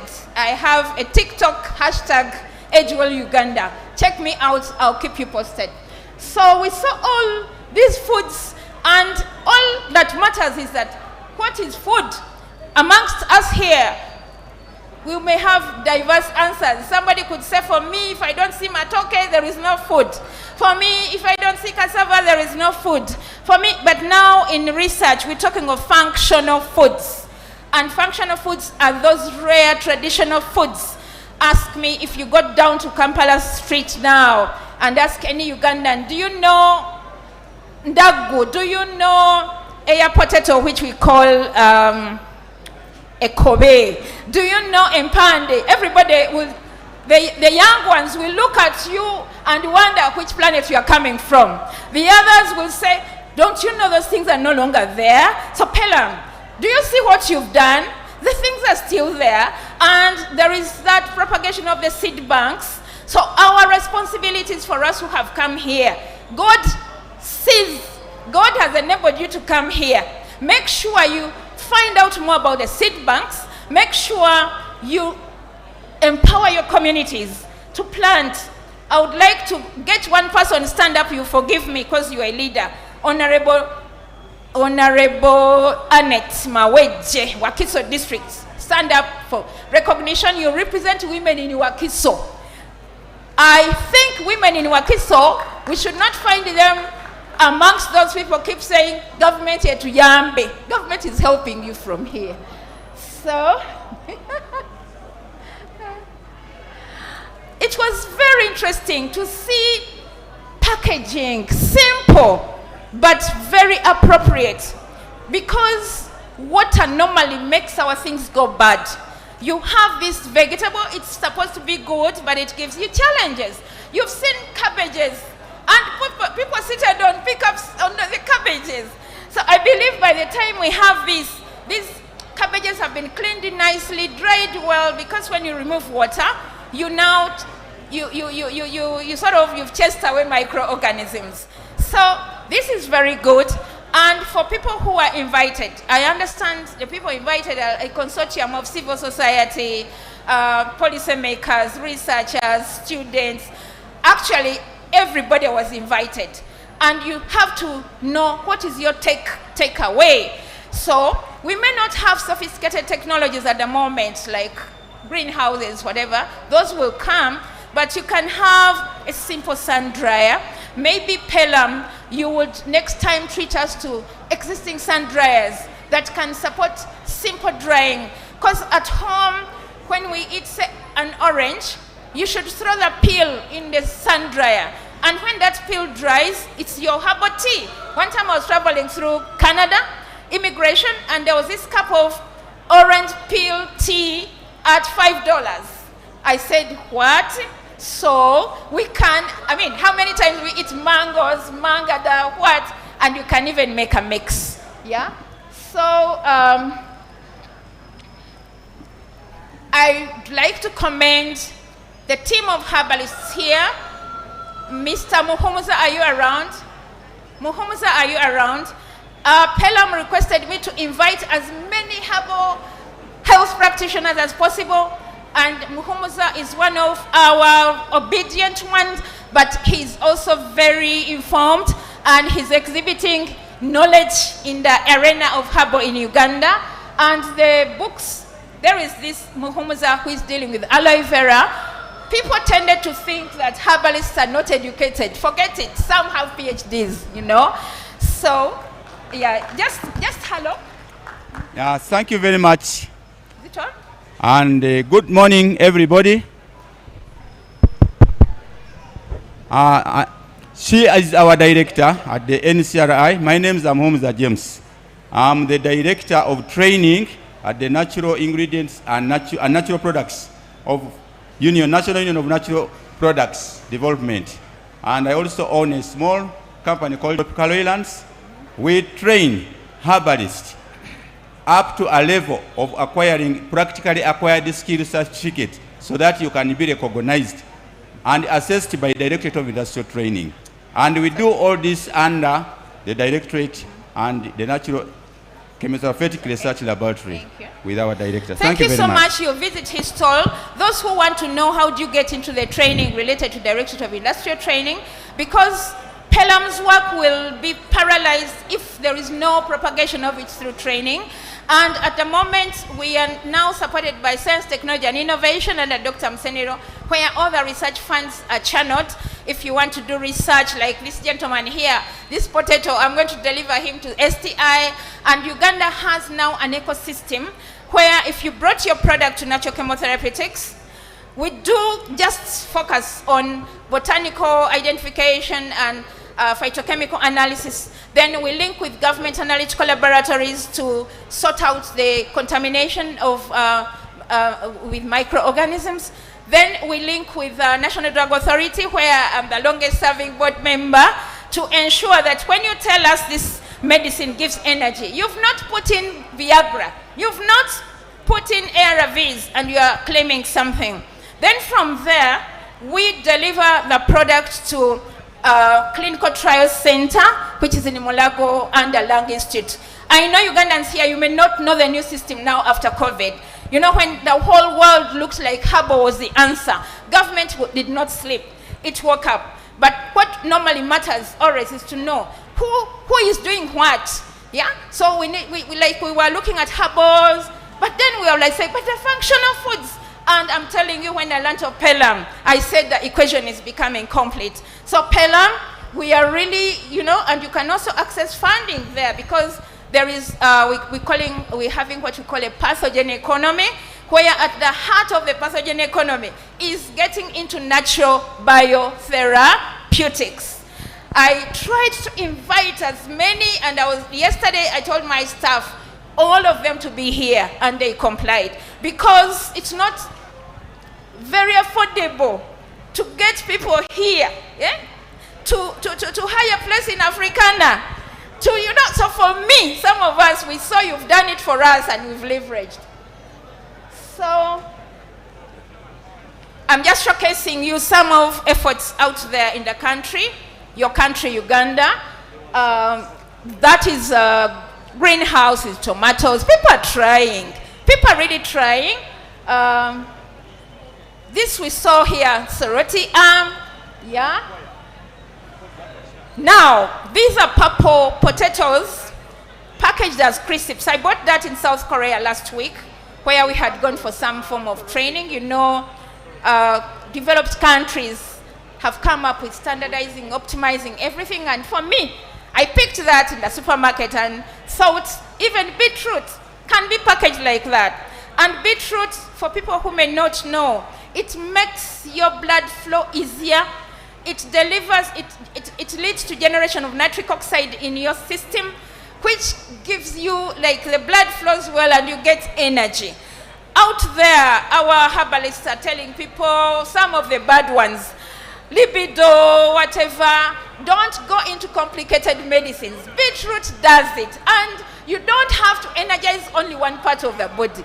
Get the whole, you know, yes, so. I've seen, you know, this down here to be tabinyewa bizungu, which is a challenge. The moment you say bizungu, you think it's not part of you. But this binyewa inside, when you open, yeah, that chinyewa is very good for men's sexual apparatus, prostate health, and inside it's green and very bitter, and it's for malaria. And the nuts, they are like macadamia, they are like, you know, for me, I used to remove them and process them and make chocolates. We have cocoa in the country, and these grow in a one big pot on mutuba tree, you know the mutuba tree, which can furnish us with the indigenous cloth. So an ecosystem in the mutuba tree can see, and up there, of course, we have jackfruit, you know, some of these things were foreign, but they were introduced here, and let's use them. Of course, there is need to engage laboratories to check out on particular safety. There is need for safety. Yeah, there I'm just showcasing. I also got attracted to this idea, South Korea. That fruit is called persimmon. It tastes like pawpaw. It's very nice, you know. But when they discover such a good thing, they go ahead to gazette. This is an area which is not accessed by so many people. So we also need to really go strong in getting some of these things and going strong. We keep mentoring students at natural chemotherapeutics, those future ones. So, dear fellow Ugandans, it's not all bad. Something is coming out. And for those beetroot, hibiscus, sugarcane, we compose it into a nutritional booster. Come for it at Natural Chemotherapeutics. And before I end, I would like to recognize our nutritionist here in the room, Madam Juanita Nalule, for the purposes of the fact that she has published a guide for eating. People have been asking, how do I know? Can you just show your booklet? The booklet carries my face because, you know, that is for marketing, but she's a nutritionist, consultant. She can be, stand up again, Juanita, Madam Juanita. You can even come at the front because she's helping our people to fight obesity. Yeah? I think let her just give you her number. I'm ending, don't worry. Hello, good morning, everyone. I'm Juanita Nalula, nutritionist, and we published a meal plan guide for those with hypertension and diabetes. So my number is 0706 553 709. It can also be found on this copy. 0706 553 709.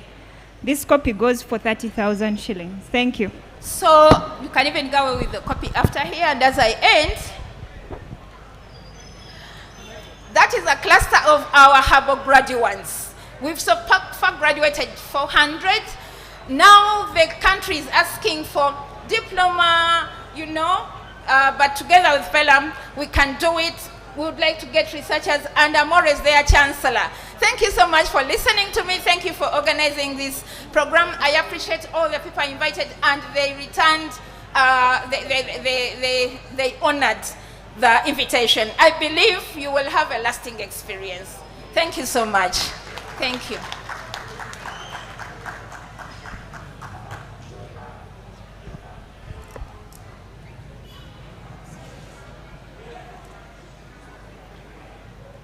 Thank you so much, Dr. Grace Nambatia, for that wonderful presentation and the knowledge you have shared with us. We still welcome you all. We still welcome you all on this exhibition. Right now, we are going to have a quick short break. We shall be going through the stalls to get to know what exhibitors have come to exhibit. Then as soon as possible, as time goes on, we shall get back to a panel discussion later in the day. So allow me to go through some of the stalls and you get to know what our exhibitors are having. I have a stall here. These people are coming from Mityana district. They are more in agroecology, but they have value addition as a supplement to what they are doing. I want them to tell us what they have and what they have for Ugandans today. Let us first share this microphone with you as I get mine. Okay. Yes. Good morning, everyone. I'm called Nantume Sarah and I work with RUSID. RUSID is an NGO found in Mityana, and we basically work with farmers, and we are basically into organic agriculture, following practices of agroecology. So the main reason today on our stall, we are focusing on different things. And to begin with, I'll talk about the different varieties of seeds that we are having here.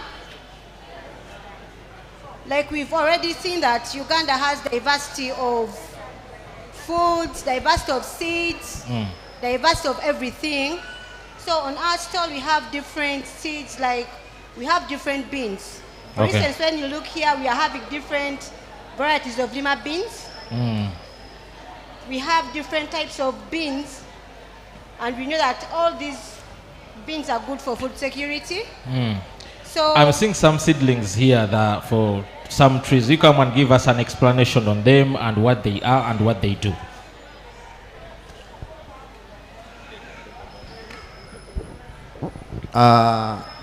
Thank you for this opportunity. These different trees that we're having are indigenous trees. One of them we have the cinnamon, the mdalasini. Then we're having the calabash. It's a calabash tree. It has its origin from Nigeria, so we brought it here and we are trying to multiply it. It's a medicinal plant. It cures a number of diseases. So we are trying to multiply it. We also have cinnamon, and those are the few seedlings that we came with. Oh, yeah. These are the seedlings that we are seeing. Yeah. Okay, how about this? These are fertilizers. One of the fertilizers we're having, it's called a vermicompost. A vermicompost is basically dealing with the worms. We have the worms that break down different things, different decomposing materials to make a fertilizer. Okay. So the vermicompost, we get the compost and we have the liquid out of it. The liquid is so good When it comes, we use it on our plants, and these are the manure that Is we it use. purely organic? Purely organic, yes. Oh, I'm saving given the pesticide. Yeah, we have the different pesticides. We have a pesticide called Ashepe. It controls a number of fungal infections from the in the plants. So it is basically here we're exhibiting what we use at our farm, because our farm is purely organic. Okay, you can take us through the value addition, because I was very much impressed with your value addition here. Okay, so with value addition, after having the things that we're doing, okay, let me go.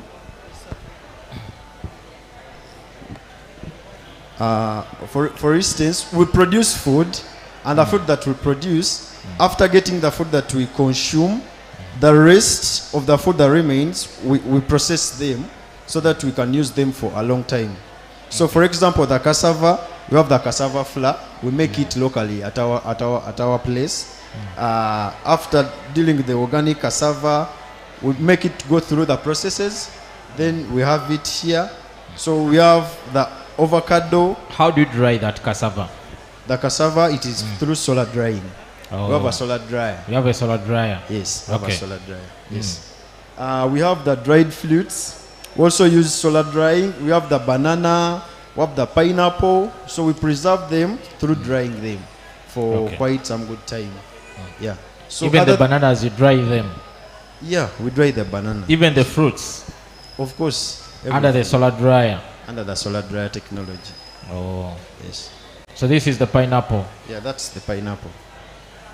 Dried pineapple? Dried pineapple.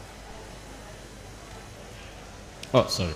Yeah. So this dry mango? Yeah, dried mango. It still remains with its original taste.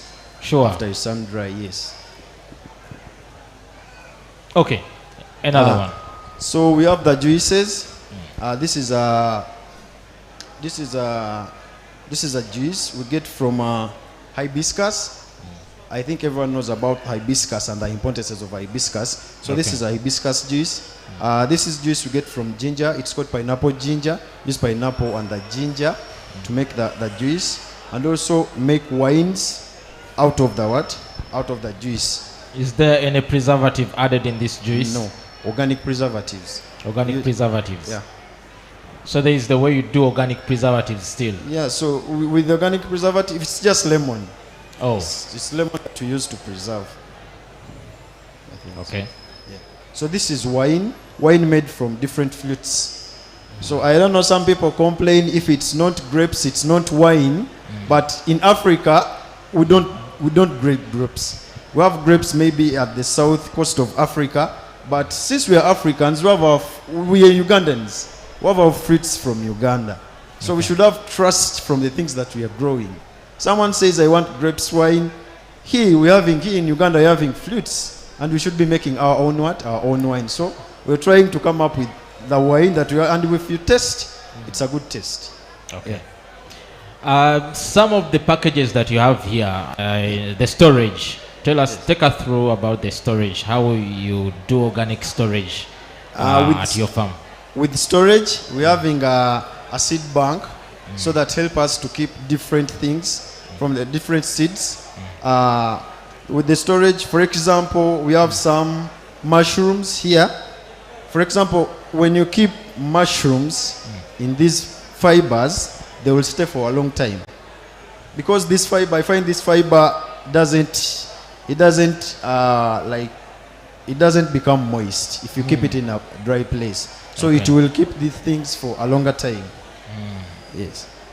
Okay. And it doesn't cost money, so you will not need to What buy is inside something. here? This is omzigo. Oh, ghee. Yes. Okay. So when you keep it in here, it will stay for some good time. That's a local. Now what is this for, you guys? Is this organic also? I don't know if it's organic, but these are the things that we use for light in our seed banks. So we don't have electricity, so we use these ones to provide light. It is. Sometimes back it used to use paraffin. Is it still using paraffin? Yeah, it uses paraffin. Okay, thank you so much. That is it for Lucidi Farm. Thank you so much. Let us go to another stall. I'll just do a picker. We shall not go on each and every stall. I'll just do a picker as we are trying to understand what our exhibitors came to showcase today. I think the next stall could be this of, I'm forgetting the name. Is it, what is your name here? What is your name? Amanyagange No, Murangira the Juko. farm. Sefa? Mva mu kitongole kya Afad. Afad. Yeah, Afad. Yeah. Afad. Okay. Yes, sir. Okay, twagala kutunyonyolako ku bintu ebyenjawulo Afad bye mwalese ebibafuula ab'enjawulo. Ebitufuula ab'enjawulo. Sebo neyanziza nnyo neyanzeege. Tulina ebijimusa byaffe bye tukozesa mu kulima kwaffe nga byoganic nga tubijja mu busa obw'enjawulo ne mu muddo ogw'enjawulo. Ne tuba nga tetugenda ku maduuka gula bijimusa bino ebigulwa mu maduuka ebikolerere. Era ssebo tukuba emwanyi zaffe ezo nga bw'oziraba ate nazo ne tuzijjamu kaawa ate era ne tulema kubeera nga tunywa ebijaanijaani ebyo. Ebijimusa bino mubikola mutya? Ebijimusa ebyo obudde obusinga tukola ebijimusa ebyo nga tubiteeka awali ekisiikirize, kubanga bwe tubiteeka awali kisiikirize enjuba ejjamu ekijimusa ekyo n'ekinywamu. So bwe kimala okutuuka nga tutaddemu n'omuti eringa thermometer, ekijimusa ekyo kiba kimaze okukula obulungi. Kakati ne tulyoka tukirongoosa bulungi, ne tukipaakinga bulungi, ne tukiwa omulimi n'agenda ateeka mu nnimiro. Ate era bwe tuvaawo ne tubeera n'enva zaffe ezaffe ez'edda nga ekinyeebwa ekyo ekiganda bw'okiraba nti abantu bafulumya nnyo ssente okugenda mu maduuka okugula ebinyeebwa biri, ate nga ebyuma ebikuba ebinyeebwa biri ddala oba olya bulwadde. So bw'olya ebinyeebwa ebyo nga obikozesa kinu obeera bulungi nnyo. Ekyuma gwe okiraba kitalagga ne kiggwawo ne bagula ekirala ne bakiteekawo era ne kisigala nga kisekula obuwunga obwo. Kakati ffe tukozesa ebinyeebwa byaffe ate era bwe tuba tetukozeseza ekyo tuddira tulina ekinu kyaffe ekifaanagana bwe kiti, tuddira ekinu ekyo ne tuteekamu ebinyeebwa ebyaffe bino eby'empeke ne tusekula. Tetugenda mu maduuka kugula binyeebwa ebikolerere. Tulina ekinu ekisinga wano obunene era kyetusekuliramu ebinyeebwa ne tuba nga tutambulira wamu n'oganiki. Sebo mbadde nsaba nkuweeyo n'omukyalo oli annyonnyoleko ku mbeera ezo. Buno obuki buno obuli muno? Sebo ebintu bino nga bw'obiraba tulina ebintu ebyakawoowo nga bw'olaba rosemary, obwo bwonna obwa buli kika tubuteeka muno n'onywa caayi nga awooma bulungi ate nga onywa ddagala, kubanga rosemary oyo bw'omulaba ayoza ku bwongo omwana ne bw'aba asoma n'afuna amagezi agasoma. So tuteekamu rosemary oyo, ntuteekamu omujaaja, tuteekamu buli kalifuwa yenna. Waliwo nakano akaddo akayitibwa kakubansiri, simanyi oba mwalimu mulabyeko. Kakubansiri yenna ntumuteekamu n'onywa caayi wamma obulamu ne bubeerawo bulungi. Ku caayi obifumbirako oba obiteekako nga caayi tonnaba kumufumba? Sebo obudde obusinga omala kufumba caayi obutayonoona n'olyoka oteekako. Badde manyi waliwo ebisinga okujja obulungi. Nedda sebo oba oyonoonya olwo ekiriisa oba okimazeemu. Taata ndabawo wano eno wayini ne bino mu bicupa biki bino? Sebo guno gw'olaba guno mubisi, ogwo mubisi era amabidde gaffe gali ge gavaamu omubisi kuba tuviira ddala eri okutuuka eno mwe muva omubisi omuganda ate tuyinza n'ogukolamu omwenge. Enkola eyaffe ey'edda ebitabi twatwalanga ku buku, kakati omwo mwe tukola ebintu ebyo. Wayini ono omukyalo oyo yasinga ennyo okumumanya ekiwanvu mbadde nsaba ye muwa kazindaalo asobole tutwala mu maaso. Maama tunnyonnyoleko ku wayini ono engeri gye mukolamu. Wayini ono akolebwa abamu ku balimi abakolagana n'afaadi era nga bamukola mu mulamu ogwa value addition. Ebibala oluusi we bibayitirirako obungi bimanyi obbonoonekako, so babikolamu wayini ono ng'alimu ebibala ebyenjawulo ba mixed fruits ne basobola okubanga bongerako omutindo ate ne bafunamu ekisinga ku ekyo kye bandifunyemu singa batunze ebibala byokka oba nga babirese ne byonooneka. Wayini ono bamukolera nga bamuteekamu n'ebibala ebyeddagala, kitegeeza oba onywa wayini ng'owoomerwa naye ate ng'ojjanjabibwa.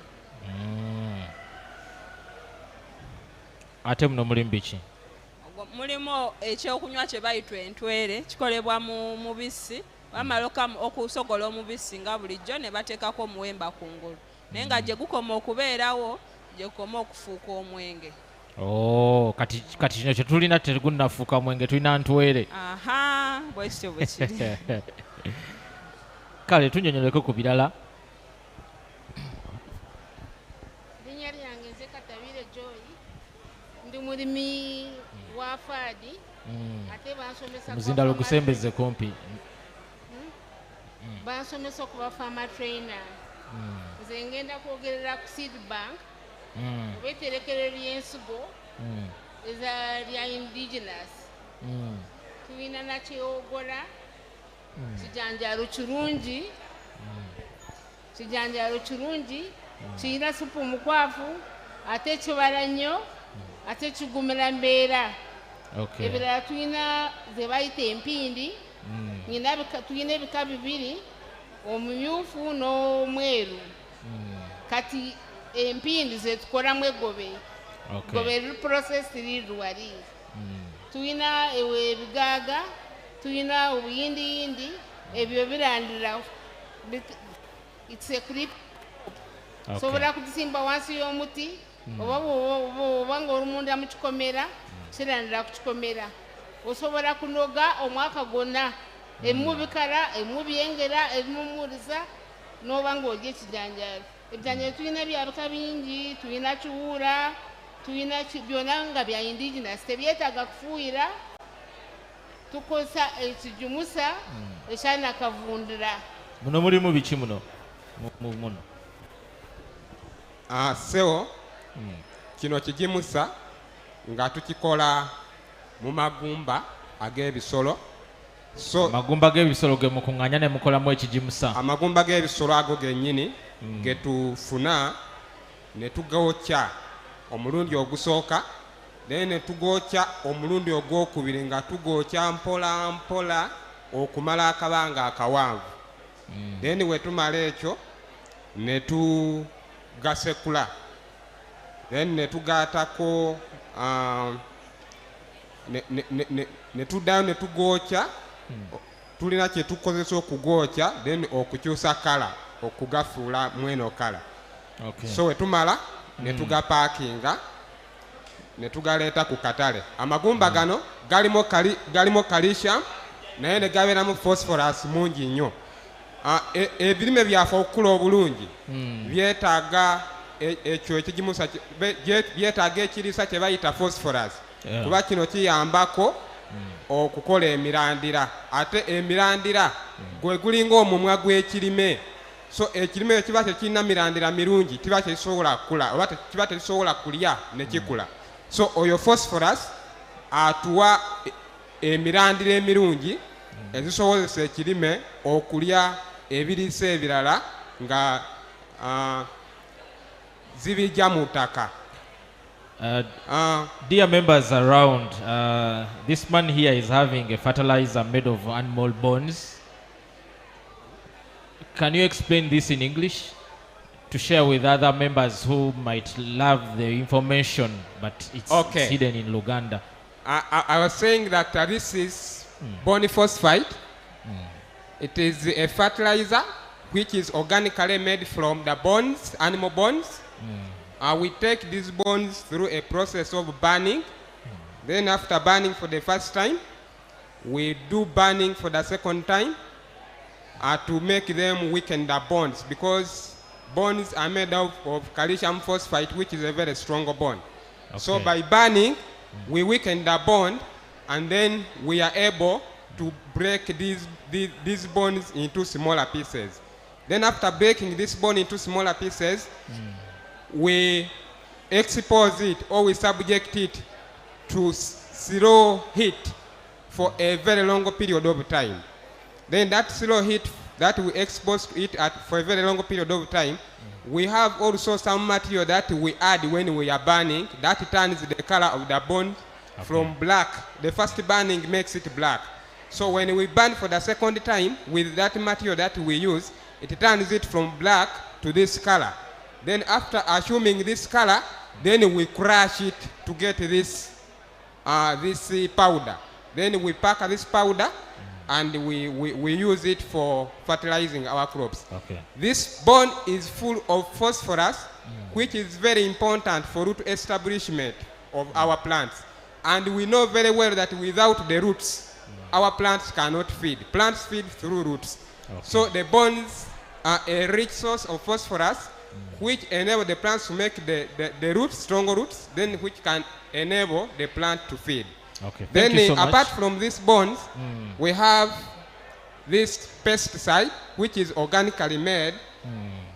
This pesticide cleans fungal infections from the plants.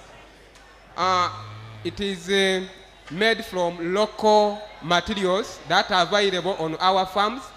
For example, chili, we have garlic, we have tephrosia and others. So we bring these together in their optimum quantities and extract those active ingredients within them to make this pesticide.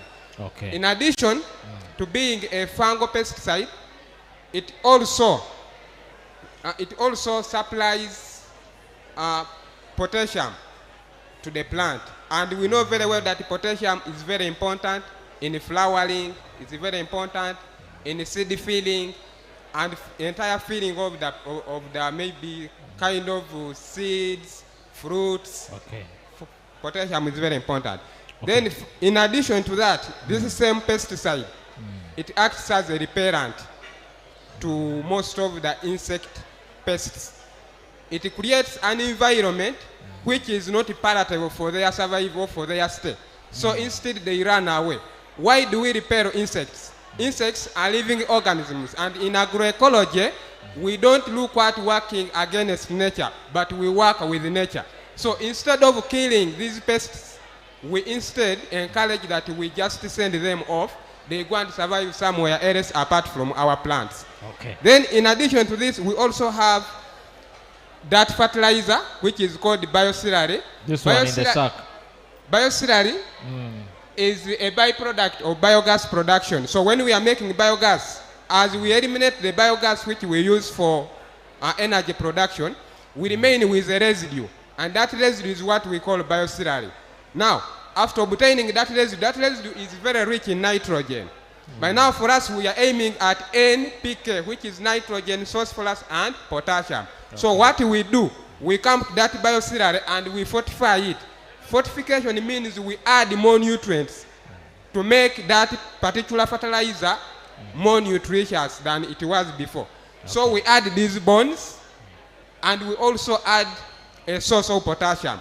So this is a source of phosphorus. We have already nitrogen bioslurry, then we add potassium. So we make a complete NPK.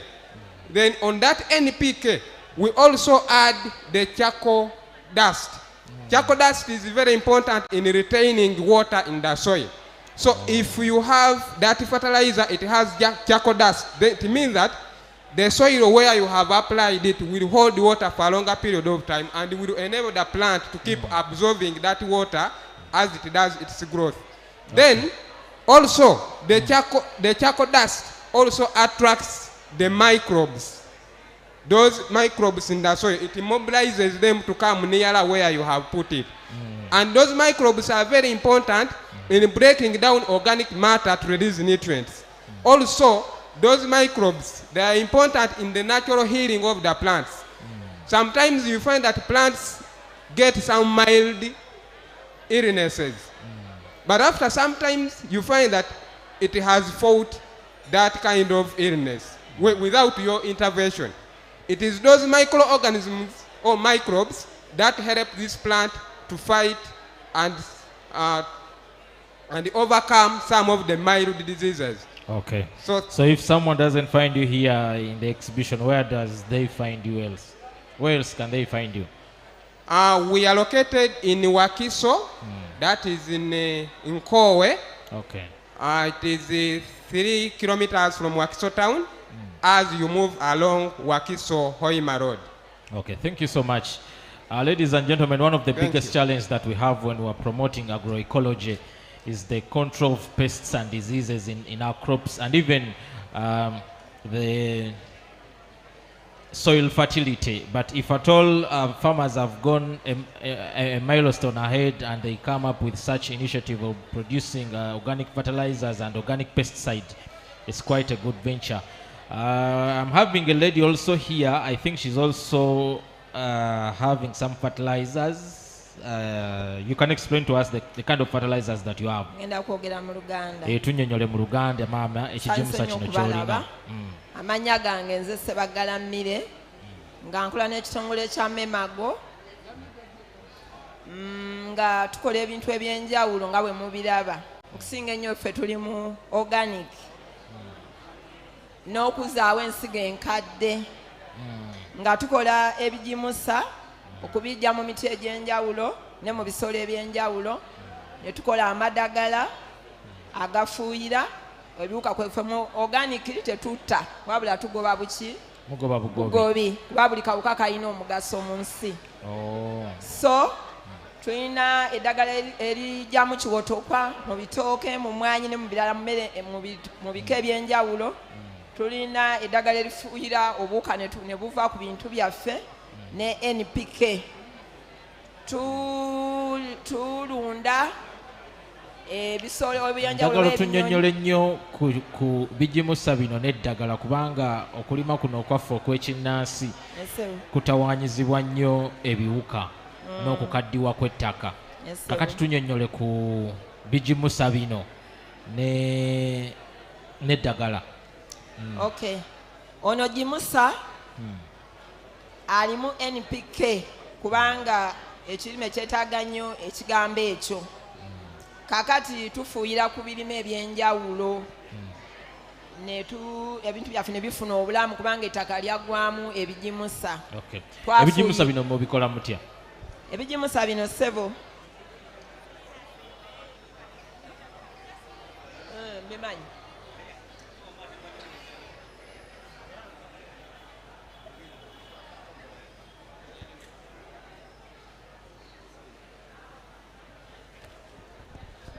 Damo tunyonyole mama. Sebo tukozesa emisulo egy'ebisolo ebyenjawulo ffe tusimbye nnyo ku kamyu. Omusulo oguva mu kamyu mwe tussa emiti egy'enjawulo oba emidde egy'enjawulo. Ne tukola ekijimusa kino n'amadagala gano ag'enjawulo agafuuyira kubanga okulima kwafuuka expensive olw'okubanga tukozesa amadagala gano amakolerere. Ofuuyira okuva n'ofuuyira omuddo n'otekamu gundi simanyi daapu simanyi n'otekako biki n'ebirala n'ebirala. Naye kati ffe bino ebintu tukozesa butonde bwaffe nekibeera nti kiba kirungi nnyo kirwamu mu ttaka ate nga tekyonoonye butonde nti ne sizoni eddako bw'oddamu n'olima ettaka liba likyalina obulamu. Era n'amadagala bwe gatyo gali agafuuyira okugoba obuwuka era tugajja mu misulo egy'ebisolo ebyenjawulo ne tugattamu emiti egy'enjawulo nga muluku. Eddagala lino likolera ddala n'ebijimusa bino bijimusiza ddala ekimera n'ekijimuka bulungi. Emmere yonna ebirime byonna nga bw'obiraba kuno sebo buli kyonna ekirimibwa kyetaaga NPK. Kati tussa mu bbomba ne tufuuyira. Esebo. Kale toyanza nnyo toyanzeege. Ladies and gentlemen, we are still moving on different stalls. I said I'll just do a picker on a stall because mainly some of the stalls were seen yesterday are what people are having. Now I think we shall get just a picker Where is your stall, mister? This is your stall? I'm still waiting for something. Okay, you can explain to us what you're having here. I'm seeing some kind of medicine. Oh, maybe it's not ready.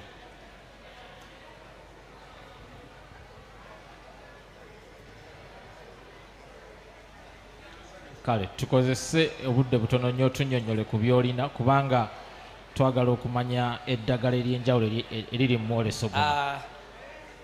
Nja kusooka n'eddagala lino ddagala ly'amannyo esebo habo ate nga raw materials zaffe za wano temulimu byongeremu temulimu kyongeremu kyonna lino nali era materials za wano eddagala lino litta ekiwuka kyonna eky'omumannyo eddagala lino litukuza amannyo lijjamu akasu akabi a natural product temuli chemical yonna ne preservative yayo yonna yaki ya habo era tulawulirako omukulu w'eggwanga yali ayagala kola nairo something nenga biva mu product eno biva mu kisubi aye tukubiriza abantu kigendera nakyo okutwala ekifo kya obanga amenti tobacco naye ebeere cash crop abantu batandike okulima product eno kubanga tujongeddemu value nebeera ekyomuwendo akatale abantu bayayaaniye ekintu bwekikolesako omulundi gumu toliddamu kukolesa kirala. It is a fluoride free. Temuli kirungo kya fluoride. Temuli fluoride yenna.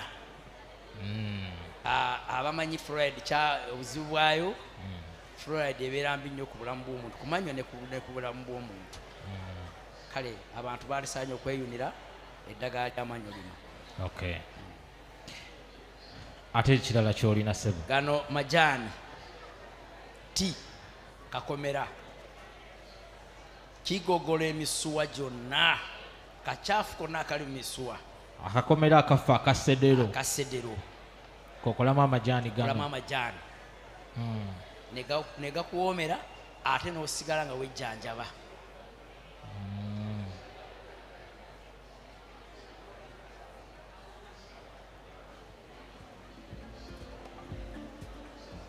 Byebyo byokka byolina?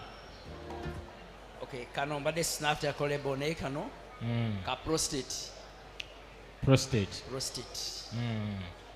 Kagema prostate.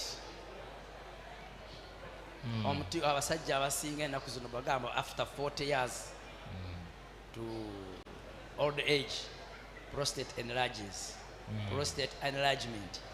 Kano wokanywa ku chai era osigala ng'oli mulamu. Kale tweyanza nnyo ssebo tweyanzege.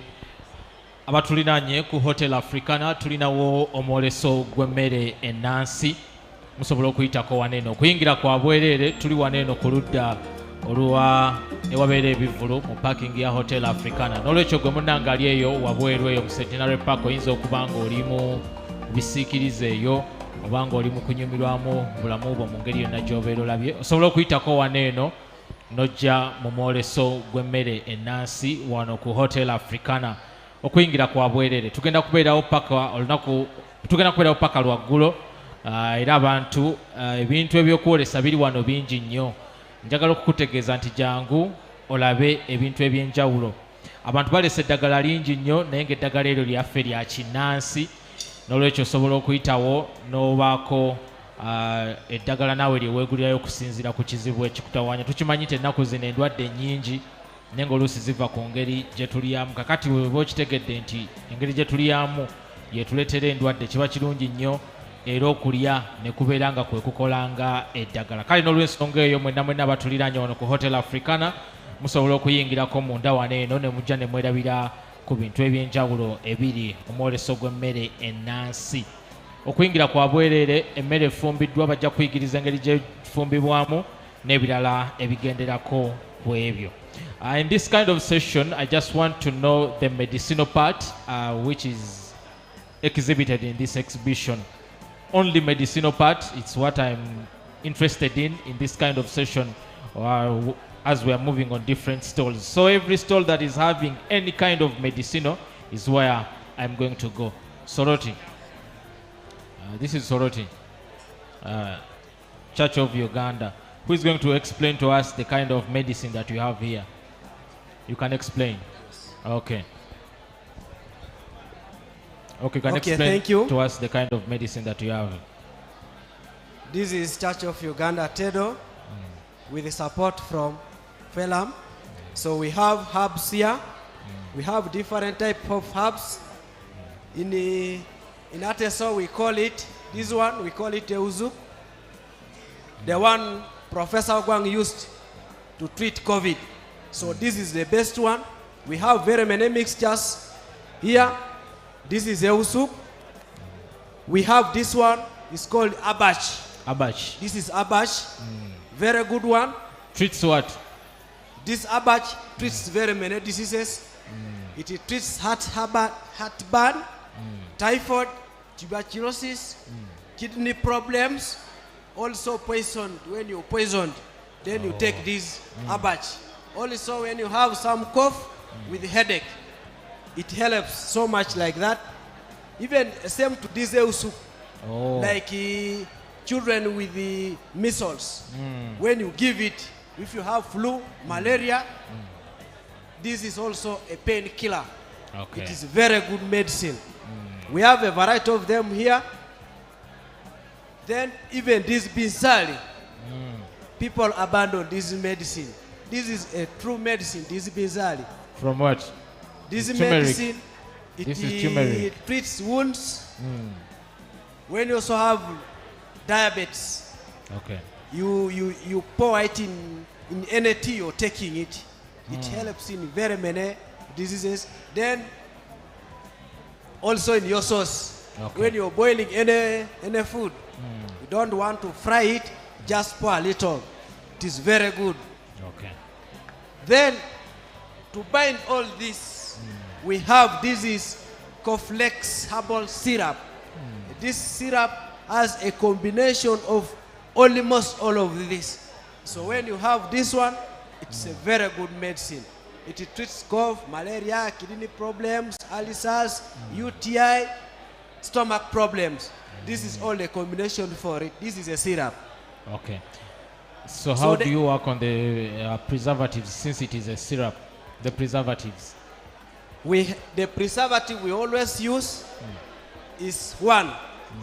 At least have it in a clean container like this. Then mix it with all this. Seal it. We don't add more. No chemicals. No chemicals. We don't have chemicals for that. Okay. Not with the local herbs. You don't add more chemicals. Okay. It will cost another thing. Okay. So, or it will cost another disease. So only these herbs can help. Okay. Then we have roots. Roots. These are the powdered ones. This is the liquid ones. Then we have the roots. Okay, take us through the roots and we get to know them. Like this one. This is a root for Euzuk. Oh. This one here. Okay. So if you cannot get this one, at least you can peel a piece, chew it. But if you hate medicines, it is very bitter. It is very bitter. Very bitter. If you taste it, it is very bitter. I'll not taste it. But it helps so much, so much, so much. Okay.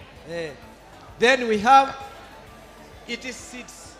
These are it is seeds, the ones they have pounded already. These are the ones which they have not pounded. Oh. These are the ones they have not pounded. They're coming from which plant? It is Euzuk, out of Euzuk. Oh. This same Euzuk. These ones treat what? The seeds? In the Euzuk. Euzuk treats very many diseases. Like measles. Then if you have stomach problem, headache, this Euzuk helps.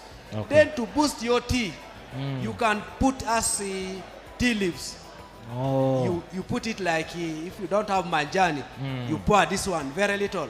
Okay. It smells very good like coffee. It has a smell like for coffee. Yeah, I can hear. It is very nice and very good. Then we have this.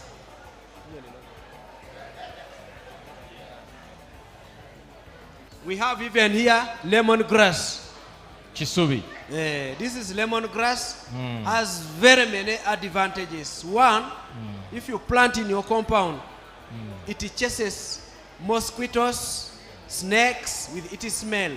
Then if you want to take tea, when you're boiling your water, just pick these leaves and you drop it. You take it. You don't have to look for manjani, what. Only this can work. It can work. And it helps in very many, if you are having some What is this one? This root? This is we call it akitetum. Akitetum. This is also a herb with a combination of usuk and those other ones. It helps in very many diseases. Okay. So most of these roots, it was a combination to treat COVID-19. So at least we have picked almost all of them. Okay. Yes. And what about this one? I'm seeing different species of tree. You need to explain them. Then this is elacas. This is elacas, also in a combination, the same combination. That one that I have just dropped. This one. This one. You explain to us. This is called ejelele. It is a tree. It stays in the swamp there. So when you peel its root, you get it. When you are diureting, just pound it very well. Get warm water. Just drop it. Leave it settle for around 10 minutes. Then you take it. Your stomach will be okay. Oh. Yes. Then we have this one. This is mulondo. If you have the original mulondo of ours. This is original from Teso. It is very powerful. If you have some dimming power in your house, chew this one. Okay. Your power will retain and your family will remain comfortable. Then what of these ones? This is called esmula. This thing is very good. It treats what? This esmula also helps in stomach problems. Mostly these herbs we are handling helps in malaria, measles, stomach problem, when you're poisoned, then also snake bites. It does all these combinations when you mix all of this. Okay. Then we can go on this section here. I'm seeing some green whatever. You can knock. Let this man help. Okay, you can help us. So here we have quinine. Quinine. From home. It handles malaria very well. Okay. It is one of the ingredients used here for making this herbal medicine liquid. In conjunction with the usuk, it works very well. So quinine, the roots, you can combine with aloe vera leaves, you pound together, then you keep treating with your chicken at home. It handles it very well. So here we have this one, we call it a sore in our language. This one here. Yesterday I said for snake bite, when a snake is getting you, you'll not be ready. It's not like malaria that I keep Panadol inside, because you don't know when. So when you get this a piece of it, you go and plant around home. Maybe your neighbor will get a problem from somewhere. You run, you save the patient with this. He'll go to the hospital fails, but this one you won't fail. You combine it with this. For those 7 snakes, this one which doesn't score, you can see. If this plant was still alive, it is just like that big snake. slow from running. Yeah, this one is the one which it treats. We have this. These are vegetables around home. People eat the leaves, but the roots have a lot to play. Like what? Here, when madam has failed to push a baby, you get this, you go and pull, you put it on fire, then you give her to that stew. Within 10-15 minutes, baby is out. Naturally here. So, we have this one. People have ignored it. But our parents, our elderly, use it for treating their animals. You find at the village there is a young calf, but being disturbed with this. Some people get a very hot knife, then they go and burn. No. Just go and put this mare, that liquid part of it around that place. That one goes forever. Oh, in Uganda, enyana bwebererwa dda amakebe okwata kino n'ogenda n'okisiiga wali eri wabeera wazimbye. I don't know the name in English. Okay. So we have even this orange here. You may see it here, then you take it as a joke. But this is medicine. It is medicine in such a way that it treats diabetes. It cleans your internal organs like the liver system, which keeps on collecting a lot of that you always take on your body. When you take Panadol, you don't urinate Panadol. When you take ibuprofen, you don't urinate the color of ibuprofen. Where has it gone? The liver is keeping it. But this guy will go and clean it. So this detoxifier. Even your kidney will get saved through this man. That's why it is helping even those with diabetes, those with the liver problem. Okay. Meanwhile, again, boosting your immune system. That's a lot. We have this one here. I don't know its name, but from it's an indigenous climbing yam. Huh? Climbing yam. Climbing yam, yeah. For us, we call it a kobe in Uganda. This one, our elderly people told us, and I proved it because I planted it. I wanted to know what they were telling me.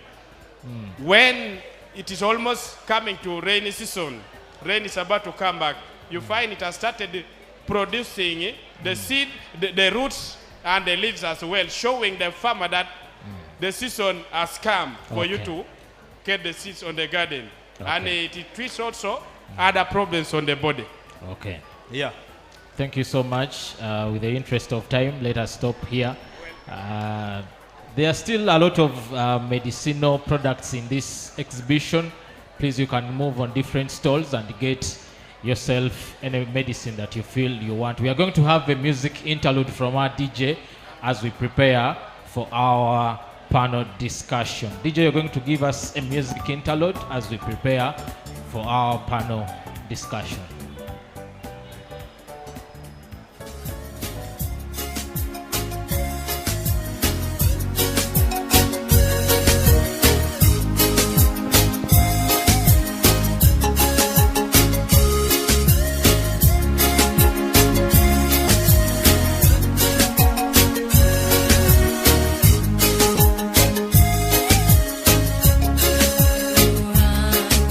Ishitwe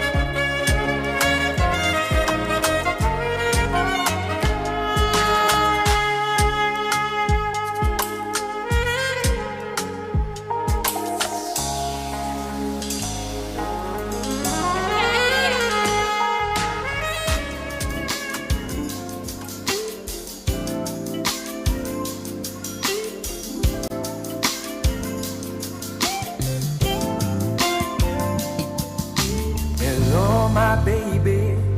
I treasure you like diamond, 'cause you drive me crazy. Can I please be your gentleman? Can I be your lovely man? Can I be the man to hold you tight every night and day? Can I be your lover? Can I be your best friend? Can I be the man to hold you tight every night and day? Twazali wakwela fendi, Romeo and Juliet inati, Chikumba ne miskati, Kachari kokumacha no mugati. Twazali wakwela fendi, Romeo and Juliet inati, Chikumba ne miskati, Kachari kokumacha no mugati. Think of me and you, like Michelle and Obama. I want to take with my girl now. Me and you, the smile in the summer. Me and you will be father and mother. You're the only one on my mind, no other. Your eyes so dangerous, so delicate, and your lips so gorgeous, they pull me like a magnet. When I see your face, that's another case. I say, oh my God, I deserve your kiss, 'cause you're my princess and I am your prince. An advantage and an impotence, yeah. You make me think in a future tense of me and you, baby. Twazali wakwela fendi, Romeo and Juliet inati, Chikumba ne miskati, Kachari kokumacha no mugati. Twazali wakwela fendi, Romeo and Juliet inati, Chikumba ne miskati, Kachari kokumacha no mugati.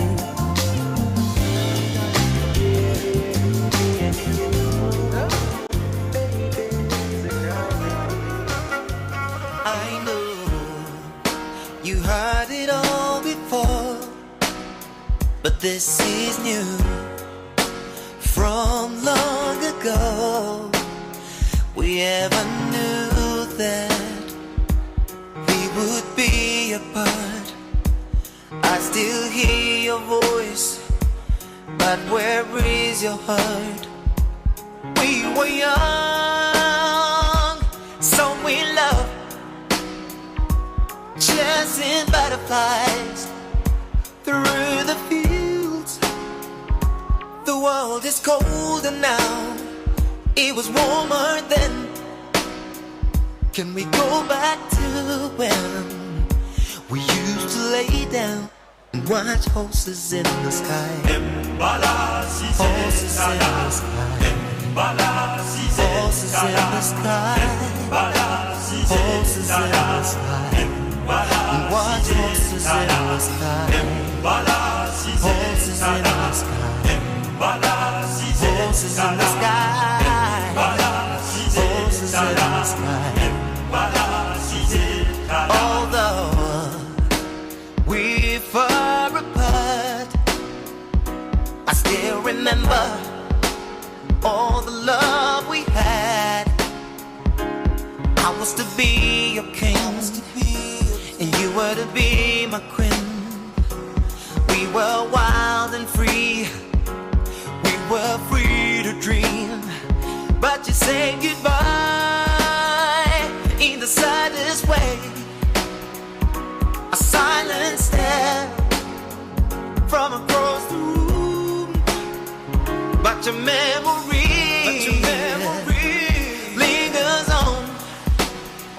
When you hear this song, yeah, please remember the horses in the sky. Horses in the sky. Horses in the sky. Horses in the sky. What horses in the sky? Horses in the sky. Horses in the sky. Horses in the sky. And what horses in the sky?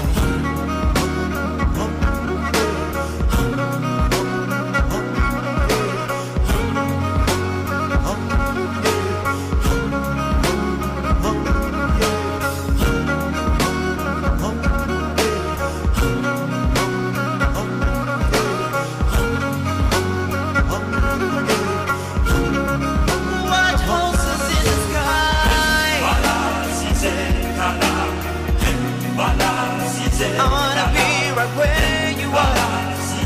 Oh, yeah, yeah. What roses in the sky? Could we just lay down? And what roses in the sky? Could we just lay down?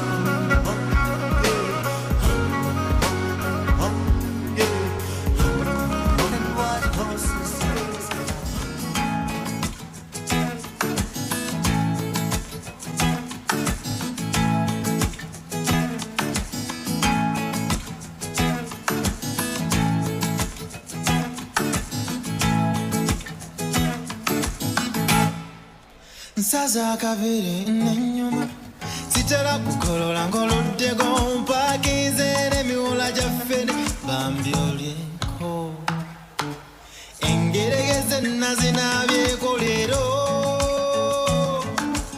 ebijanjalo okumanyo nabiggyeko nakwesunga dda nga tukyali amapeera n'entya maama kati nze nkwetegekedde nafunye n'akagatto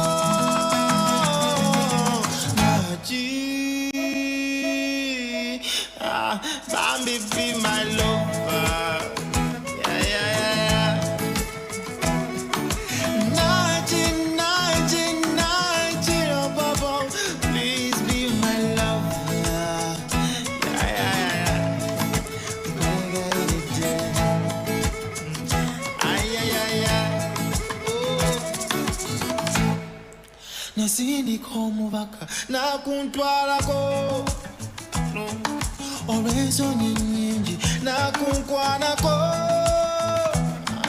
nasomba amapiira ng'onkuba mugongo sijja kwerabira ebyaluli nakunyonyogera nonyegera ebisigadde byalimu oluyi engolo ensambagere ne maamawo nakwesunga dda nga tukyali amapeera n'entya maama kati nze nkwetegekedde nafunye n'akagatto nawe naji naji nawe please be my lover. Ay, ay, ay, ay. Oh.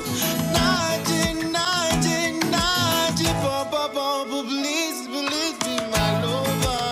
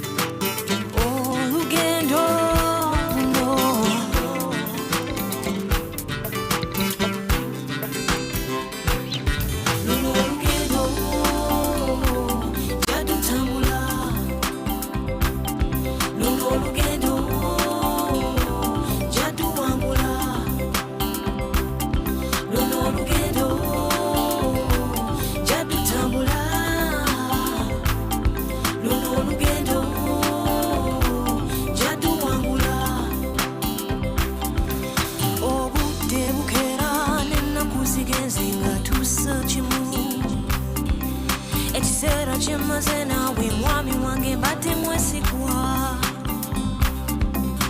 kyandibadde kyamakulu nnyo n'ombuulira bwe mbasobeza naye nondekawo mbuuza wandekerani I was only a girl who had dreams nekuzalira but I should have known that you were unhappy.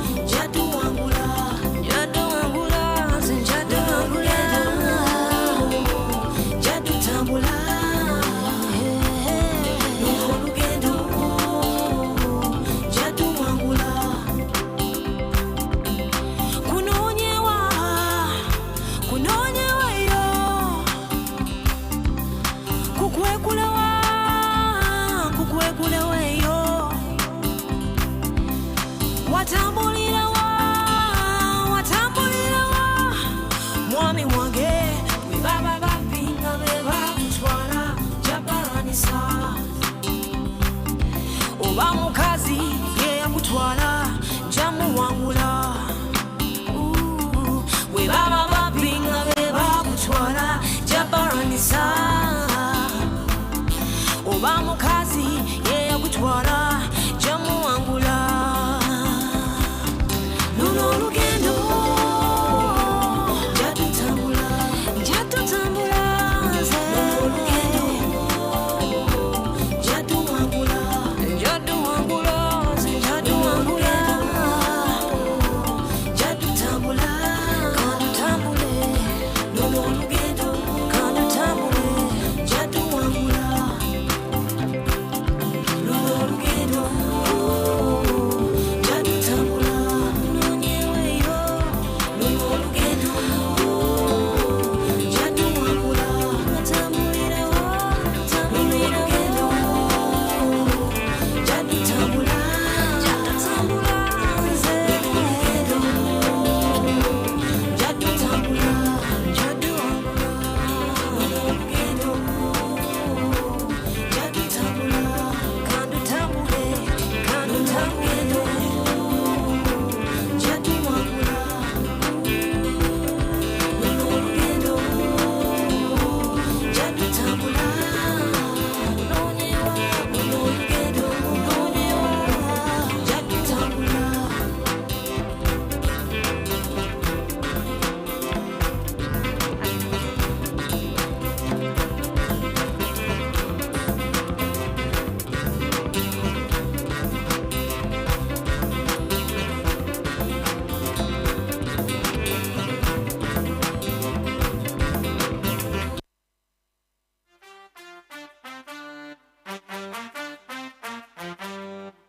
nalina omuwala eyeebusabala prosikovi omulungi weebusabala yalina akamwenyu akalinga enjuba nga mutayiza nga tegejjuba waliwo ekintu ekyansumbuwa ekyo ekintu ekyangoba ebusabala yalina muzeeye yali yajjula obukambwe nga buli bwandaba ng'awagala ekyambe kyekyangoba eyebusabala kyekyangoba eyebusabala kyekyangoba eyebusabala kyekyangoba eyebusabala muzeeyi yali mulodi w'ebusabala okuva ebuvanjuba paka ebugwanjuba ng'abanoonya abasajja ba local defense mikwano gya muzeeyi wa sikovia buli omukwano gwali gujja kunzisa nga njiribayiriba ne prosikovia obulamuze yali yajjula obukambwe nga buli wandaba ng'awagala ekyambe kyekyangoba eyebusabala kyekyangoba eyebusabala kyekyangoba eyebusabala kyekyangoba eyebusabala ekyangoba eyebusabala batuula ku ntebe nze ne bampa omukeeka ekyangoba eyebusabala nze omwana w'omuntu ne bampita enswera ekyangoba eyebusabala prosikovi ekimuli kyebusabala obulamuze yali yajjula obukambwe nga buli bwandaba ng'awagala ekyambe kyekyangoba eyebusabala kyekyangoba eyebusabala kyekyangoba eyebusabala kyekyangoba eyebusabala ekyangoba eyebusabala batuula ku ntebe nze ne bampa omukeeka ekyangoba eyebusabala nze omwana w'omuntu ne bampita enswera ekyangoba eyebusabala prosikovi ekimuli prosikovi oyo prosikovi ekimuli kyebusabala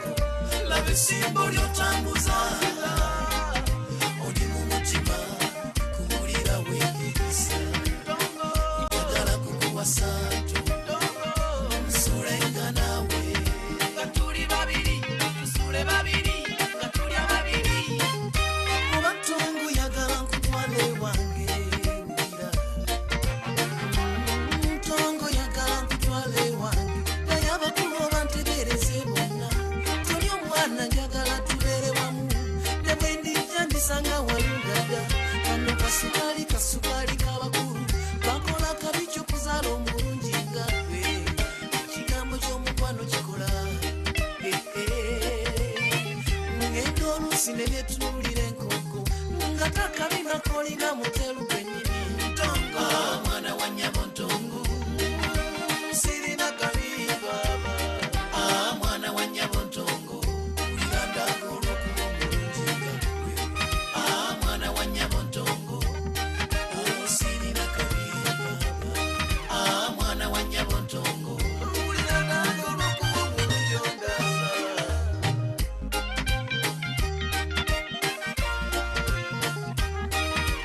mwana wa nnyabo ntongo weeraba tebakukubeka senga mugambe jakadde konna tuli bagenyi mwana wa nnyabo ntongo abangi nnyo ano n'omulungi agenda anywedde ku bagenyi be tujja nabo kuliko muzeeyi mukulu abagambe mwana wa nnyabo ntongo weeraba tebakukubate senga mugambe jakadde konna tuli bagenyi mwana wa nnyabo ntongo abangi nnyo ano n'omulungi agenda anywedde ku bagenyi be tujja nabo kuliko muzeeyi mukulu abagambe mwana wa nnyabo ntongo weeraba tebakukubate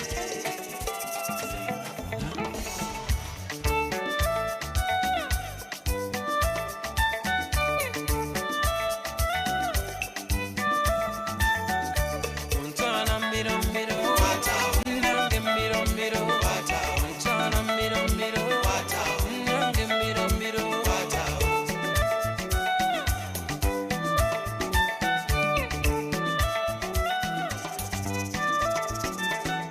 tunulira tunulira tunulira ondabe nipe dawa ya roho kuno mutima kukwakalaze okukubya ekyuma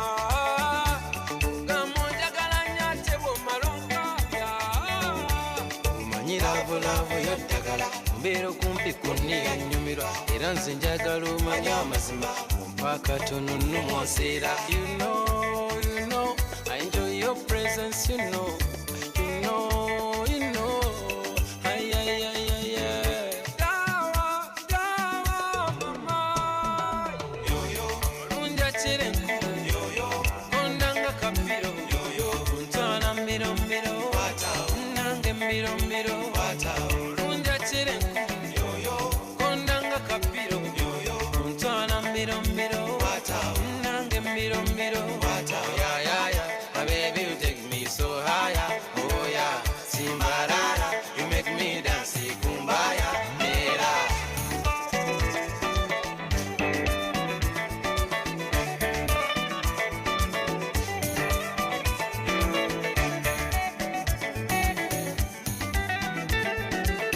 erinnya lyo ndibasa yegwe ndibasa ebyotunda nga soda you swag and shaking your shoulder and you know I enjoy your presence you know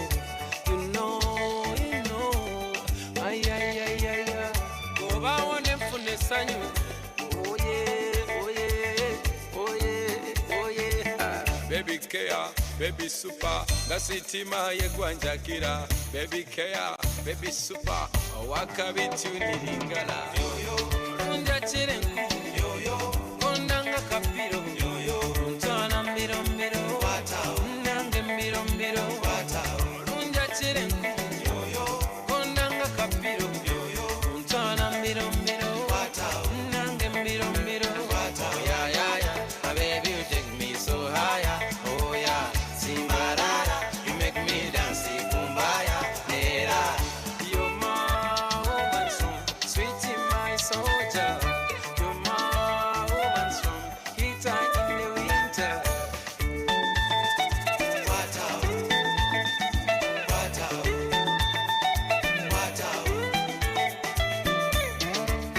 dangerous Eddie Kenzo dangerous yeah Chihuahua dangerous Salmat Hussein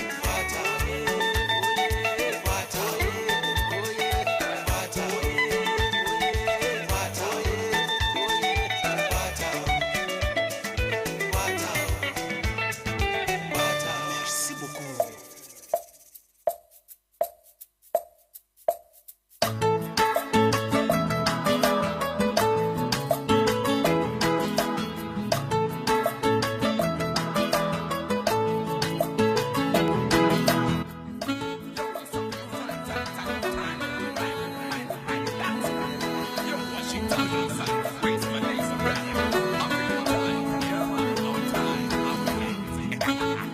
can be slow like a slave if I want to. I can be black, can be brown, can be blue.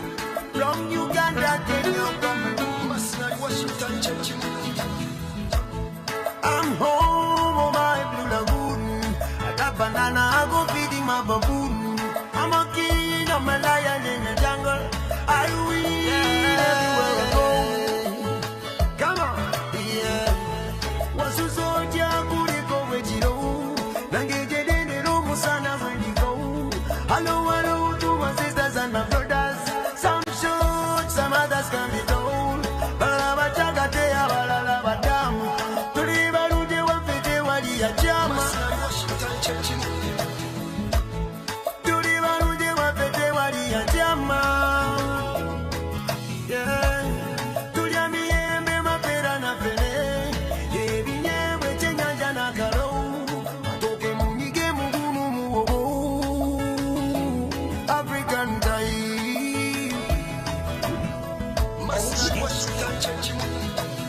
I'm so strong, African time. I'm so strong, this is the African time. I'm so strong, this is the African time. I'm so strong,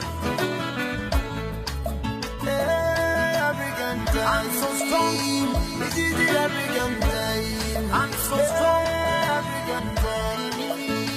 This is the African time. Yo, yo, yo, yo, yo. I'm an African with African pride. Don't you come and take me for a ride. Every day the Lord is on our side. See the sign. They say Allah, the food so sweet, everything's stable. The black girl sexy, irresistible. We take it to the top, we on another level. Are we believing on us, so we from the devil. The music from Africa, everywhere they're copying it. This style and fashion, everywhere they're doing it. Look how we strong like a lion in the jungle. We never miserable, everything's stable. We don't want no more, shame on them. Africans now, it's an African time. We got a lot of love, we share some love. We thank the Lord above, Africans we on the go. I'm so strong, African time. I'm so strong, this is the African time. I'm so strong, this is the African time. I'm so strong. Shame to poverty, war and disease. Shame to division and corruption. In my tradition, we are one with each other. Live together and we love one another. I'm free like a bird in the air. We predict the weather every day will be summer.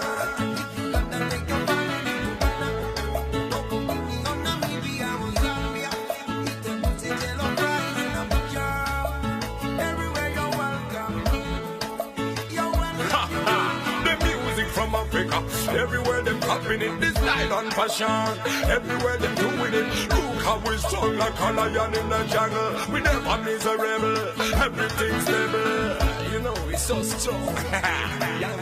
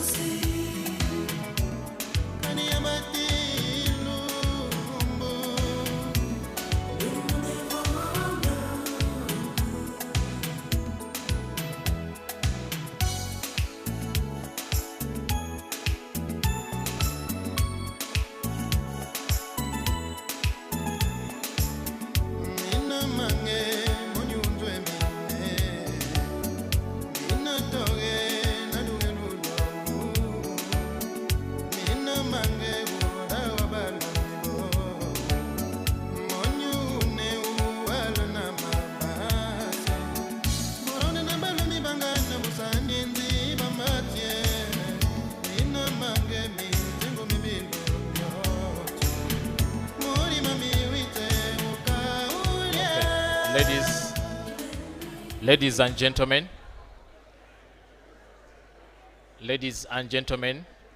we are crossing over to our panel discussion. May every stall send us one person to cover these front seats so that our panel discussion starts. Our discussants already around. So we are going into another session. Thank you so much for being cooperative. We appreciate all the efforts that you have put in to see that this exhibition runs as it was planned. On our panel discussions, we are going to have Ms. Naume Nakalika from ESAF, Uganda. You can take over the podium. Ms. Naume Nakalika, if you are around. You can take on the podium. We have Dr. Mulumba John. Dr. John Mulumba. Yes, you can have a seat here on the podium. And we also have Anna Sophia. Mrs. Anna Sophia. You can also come and take your seat. As Mr. Charles Sopio from Oxfam, you also get to the podium.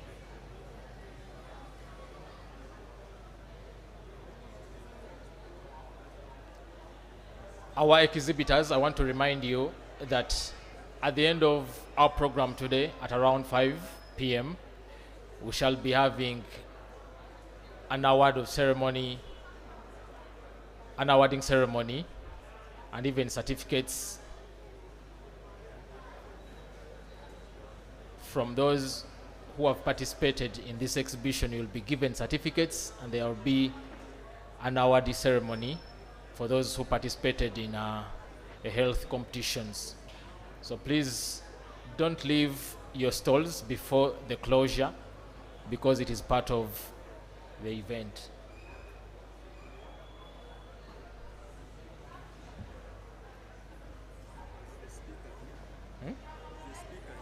The speaker. Someone is going to deliver and then we discuss. Yes, we are going to you can take your seat.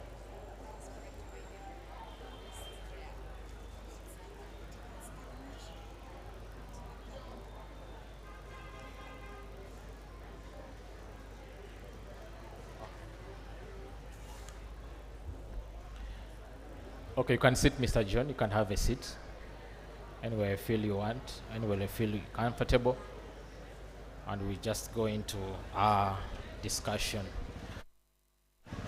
I'll be taking this discussion on behalf of my colleague Andrew Chamagero, who has gone on some official duties.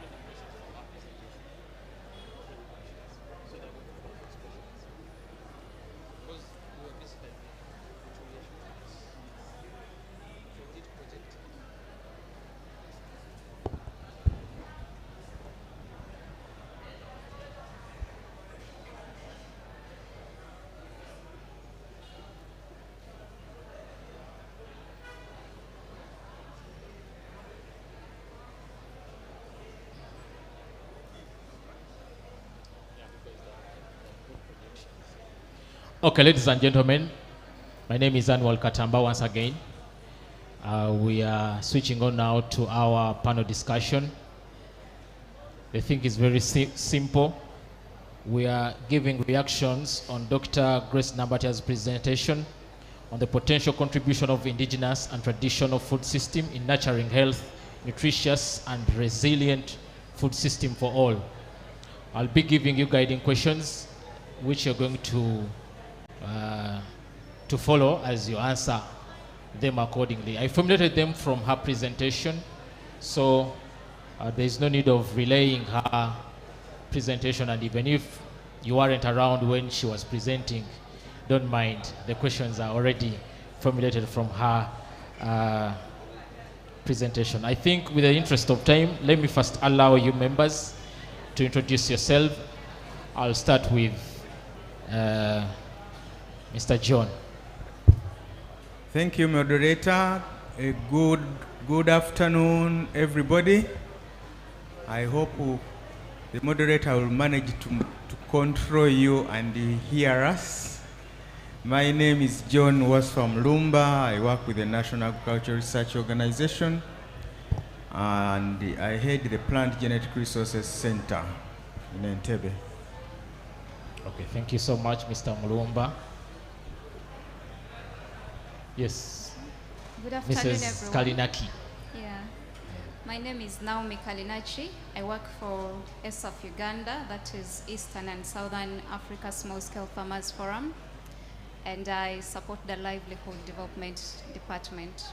Thank you. Okay. Yes, sir. Hello, everyone.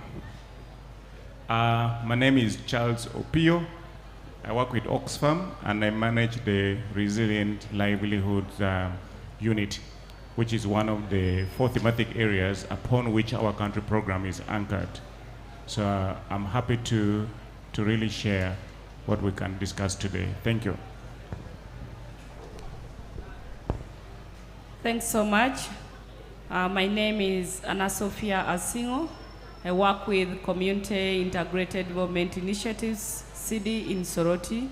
I work as a project officer coordinating a project called Sowing Diversity Equals Harvesting Security, and it's majorly a seed-focused project, but I also support the monitoring and evaluation department of CD. Thank you. Okay, thank you so much. Ladies and gentlemen, this is our panel this afternoon, and we are going to be putting our emphasis, or we shall be having issues on the potential contribution of indigenous and traditional food system in nurturing health, nutrition, and resilient food system for all. It was a presentation from Dr. Nambatia. So she was trying to show us how this is important for our country and for our good health. So we're having a lot of challenges in putting together this agroecology, because you know we have a lot of challenges with climate change and all that. So we're trying to come up with solutions that we can use in order for our farmers to make sure that they practice the agroecology way of farming, because we want also to protect our indigenous food and seeds. As you know, it is the theme of our exhibition. So I'll start with Madame Charles Opio, and oh no, it's Anna Sophia. Sorry. Anna Sophia, I'll start with you, and we want to know the agroecology principle. How can they be applied to nurture health, nutrition, and resilient food system for all, but particularly as we are facing the challenge of environmental challenges in climate change? How are we going to put in place these principles in nurturing health and nutrition for food resilience? Thanks so much. As we all know, hearing from the presentation of Doctor, we realize that our country has a lot of food that we need to embrace. And much as we look at this house, we realize that it's a market that has got quite a lot of food, but this food also faces a big challenge that farmers are still struggling with, and that is the climate change issue. And this climate change is not just affecting one region in a country, but is affecting the entire country. And we are the farmers who are so much into it, in that much as we struggle to produce food, and we want to focus now how to nurture a healthy and nutritious food system. But we are saying that what can we do? Then we need to go local. We need to do work that can help us to uplift the agroecological principles. And we are saying that we cannot only look at one side. Agroecology makes sure that we cover the entire environment. We have to look at the crops, the food crops, but we also have to look at the animals. We have to look at the soil. We have to look at water itself. And we are saying that today, because of the changes in climate, many of our indigenous foods have been distorted and we can't find them. Many of the animals are affected because there is not enough water for their survival. And also the actions of farmers and us, the human beings who are out there, have also affected our environment, and that is one of the contributors to climate change. So as agroecological farmers, as a country, we need to appreciate that first we need to be friends of our own environment. If we want to apply these principles, we need to be friends of the environment. And how then can we be friends to our environment? One, we need to identify the principles to be understood to the local person, not only to be known to those who have gone to school, but one should know that you need to see how to integrate the crop department supporting the animal supporting the crop, but also all contributing to the healthy food that we need to eat. That means we need to go organic. If we want to have this climate change addressed as farmers, we need to see how best can we look at the nitty-gritties of climate itself. For example, you realize when you go to the community, today we are saying we need to have higher harvests. And how do we get the higher harvest? There are chemicals that they say you spray and the harvest will be very bumper. You'll have quite a lot. And you forget that you're going to spray and then you're going to kill the animals, you're going to kill the birds, you're going to kill the worms, you're going to kill the other organic matter that helps to decompose, that helps to keep the fertility, that helps to pollinate other crops, and helps the production itself. So when we only look at achieving the higher yields, we forget other organisms that support the production. So we need to go and find out how best can we produce our organic pesticides that we can use to spray our crops without destroying other things in the environment, so that we can be able to achieve. And then we also need to bring on board, much as we say we need more land for cultivation, and people have gone ahead to destroy the natural trees that we have, and then we say we shall only plant those that can be like flowers, we can plant those for commercial purpose. But these indigenous trees that we have been having are very, very important. They contribute a lot. These trees will also be used as a shade. They will also be adding some fertilizers to the soil as the leaves drop. They also keep the soil moist, and that helps in soil fertility.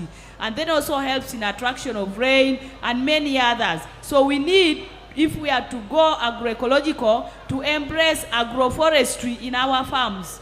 There should be conservation of these indigenous trees as we plant more. In case in a region we have lost so many of these trees, we need to plant.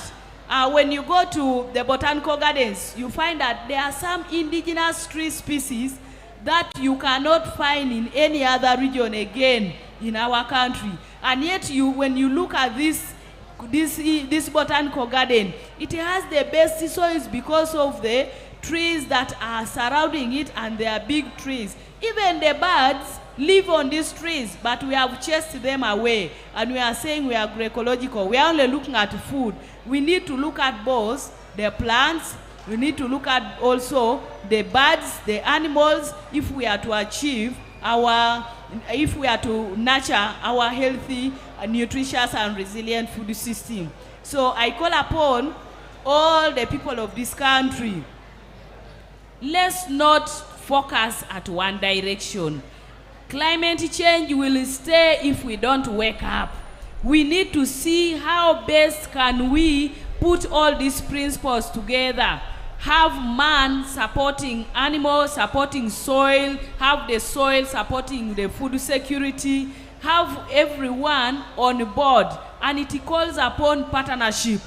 If we cannot have a number of partners, stakeholders working, because agroecology is a big animal, I would say, it calls for concerted efforts of different partners coming together, and then we work. For example, when you talk about research has been left to the scientists, those who have gone to school to study. But as they develop these different varieties of crops, we forget that the farmers are the source of knowledge. They are a store, I would say. They have a lot. They are able to know which kind of varieties of crops and which kind of species of trees that existed long ago can also contribute to our agroecology. So I would like to call upon the research and the government to see how to bring on board the farmers, and we promote farmer research, participatory research in our country. A budget should be allotted to support research and documenting this local knowledge, because these farmers know how can we preserve our seeds that can even stay with the changing environment today. We have, in Iteso, we had 2 seasons, planting seasons of rain. But as we speak, you cannot even tell when the first season starts and when it ends, when the second season starts and it ends. It is because people no longer even know what to do. So I want to call upon research and the government to support the farmer research participatory activities to be done in the community so that they share the knowledge. Share with them that local knowledge and see how to integrate it with the scientific knowledge that you have today, so that as you breed varieties that are climate friendly, varieties that have those preferences that farmers will appreciate. And even those working on the tree species, today we have new breeds of tree species, but are we sure they are environmental friendly? We need to have a sharing between the researchers and the farmers. Those people we see there, let's not neglect them. They are a resource of knowledge that can help this country to come up. They may not know the scientific language, but just sit with them and ask them to explain in their mother tongues, and you'll get all the knowledge needed that can help us. They know how they used to even give early warning information that the rain is coming, the dry season is coming. Today when you listen to radios, the metropolitans will tell you that the meteorologists will tell us that there will be rain up to December, January, and then we go ahead and plant, and they will call upon us, please farmers plant, grow, and then you grow and you don't get the yield. At the end of the day, it is a dry spell, and the little seed a farmer had has been lost in that dry season. And yet, if this knowledge was shared, integrated and modified so that we have both the farmer and the researchers come together, then we can be able to address this challenge of climate change. And agroecology can only be achieved when both farmers and researchers are participating together. Okay. Thank you. Thank you so much for that wonderful presentation, Mrs. Anne-Sophia. I think we can give her a round of applause. It has been quite a good information. Ladies and gentlemen, the ones behind there in our stalls, please try to maintain maximum silence, because even the information that is being aired out here is of importance. So please let us make silence in the area so that by the time you leave here, you've got a lot of knowledge, because people are having quite good information here. I think I'll go straight to Mr. Charles Opio. We are still looking at the way how we can address the issue of climate challenges and all that when it comes to to agroecology. How can our farmers address this kind of challenge, and how can government intervene? How can policymakers at least help our farmers to address the challenge of environmental changes? Yeah, so thank you so much. I want to start from the point of view that the resources that we have in the environment are supposed to be exploited to sustain our livelihoods. And the farmers or the communities trying to do this are doing it with the intention or with the objective to derive some bit of livelihoods from it. And I think it's important to underscore this. But now, the challenge is that sometimes maybe the strategies, the techniques, or the kind of activities that they do may not be seen as environmentally sustainable. And let me give an example of cutting trees for the purpose of producing charcoal to use as fuel to support the different people. Because I think in the urban areas like in Kampala here, more than 90% of us cook using charcoal. Yeah? And the reason is that these other alternative sources of energy, which is like, let's say, environmentally friendly or clean, is expensive. So for you to cut down the demand, especially for such kind of fuel, you need to create alternatives which is a bit cheaper for people to use that. Then that means the community will not now see the need to exploit these kind of resources to derive, let's say, other forms of livelihood. But now, even them, when they face challenges of, like, let's say, extended dry period or dry spell, they try to come up with strategies. But who is looking at these strategies? Who is documenting the different kind of attempts that these farmers are trying? Yeah. So so many things are happening there. They are unnoticed. They are not documented, or if they're being documented, then it is not being documented extensively. I think if we can create models from already what is happening at the grassroots and scale it up, it can be more sustainable. So for me, I think instead of importing maybe strategies or models which are exotic, which may not be applicable, let's start from the grassroots. Let's see what's happening, how our community adapting, how are they coping up. And then we create models like Anna Sophia said, by bringing different experts together, and then we try to scale up those models. Even in Uganda, we have a lot of diversity. The adaptation practices that may be applicable or may be feasible in the southwest, may not be the same with what is in the eastern part of the country or northern part of the country. So I think there are things which are happening, and for me, I would ask for documentation and coming up with models and scaling it up. And scaling it up requires also financing from the government. Yeah. As a country, we have made a number of commitments, and we have also come up with what we call the nationally determined contributions. And these contributions, or these kind of strategies, are not being prioritized for funding, let's say, by the government. So I think priorities should be given to this kind of initiative that helps, or even commitments that we have made, so that we can support the country to adapt. I think for me, at this point in time, we should focus more on adaptation, because from that we can now go to some other stages of like transformation. So I would call upon government to really map out or profile these kind of strategies and prioritize them for financing. And I think this can happen if there is strong coordination across the different sectors and at all levels, meaning you bring the farmers, you bring the local government authorities, you bring the different ministries to talk to each other. And because issue of resources, you cannot handle alone as a single ministry So Ministry of Agriculture needs Ministry of Water and Environment, they need Ministry of Tourism and all those kind of things.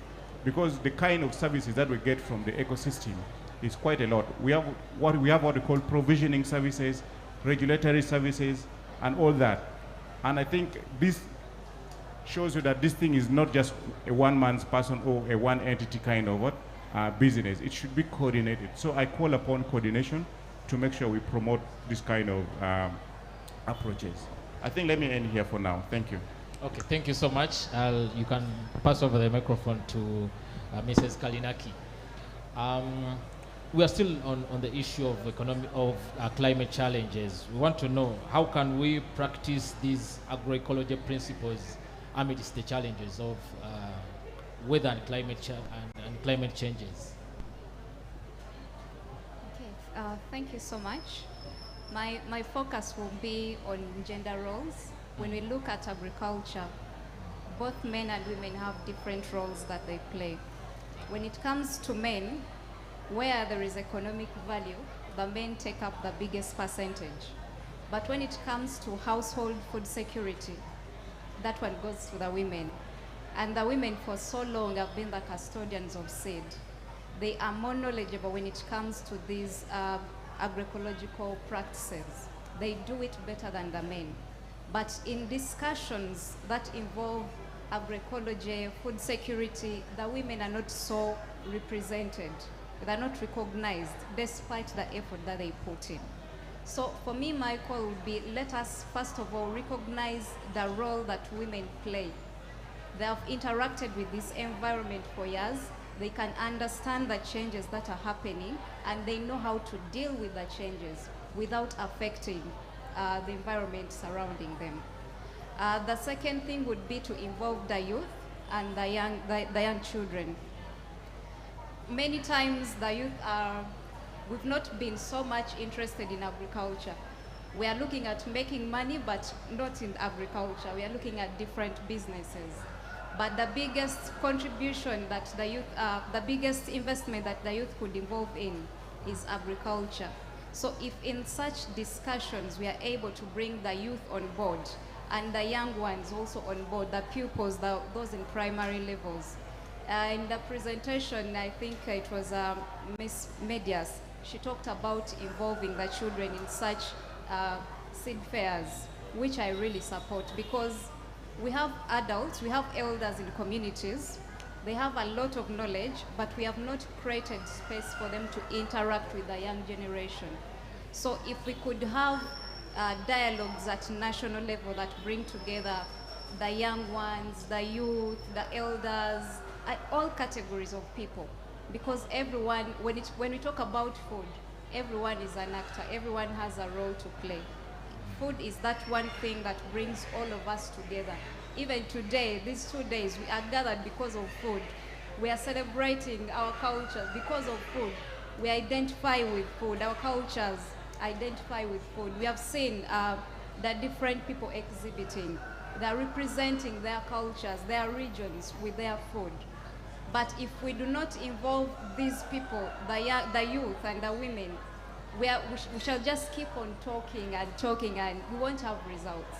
Because we have the youth who are so energetic, they are willing, they are passionate. If they get something to do and they're given good information about it, the passion grows. And they are more vibrant, they are more interested, they are passionate about the things that bring value to them. Everyone wants to see change. So my call will be, let us involve the youth, let us involve the women, let us involve the children, let us not leave anyone behind. Anything that affects the environment, it is not going to leave out anyone. If the impacts are falling back on us, they're going to hit from the babies to the elders. Thank you so much. Okay, thank you so much. Let us go to Dr. Mulumba John. Other discussants have agreed with me that there is a problem of climate change. So should we just go away with agroecology and we go by what the trends that are forcing us to do, or we need to address something so that we curb this challenge? Thank you, moderator, and thank you, fellow panelists, for the discussions.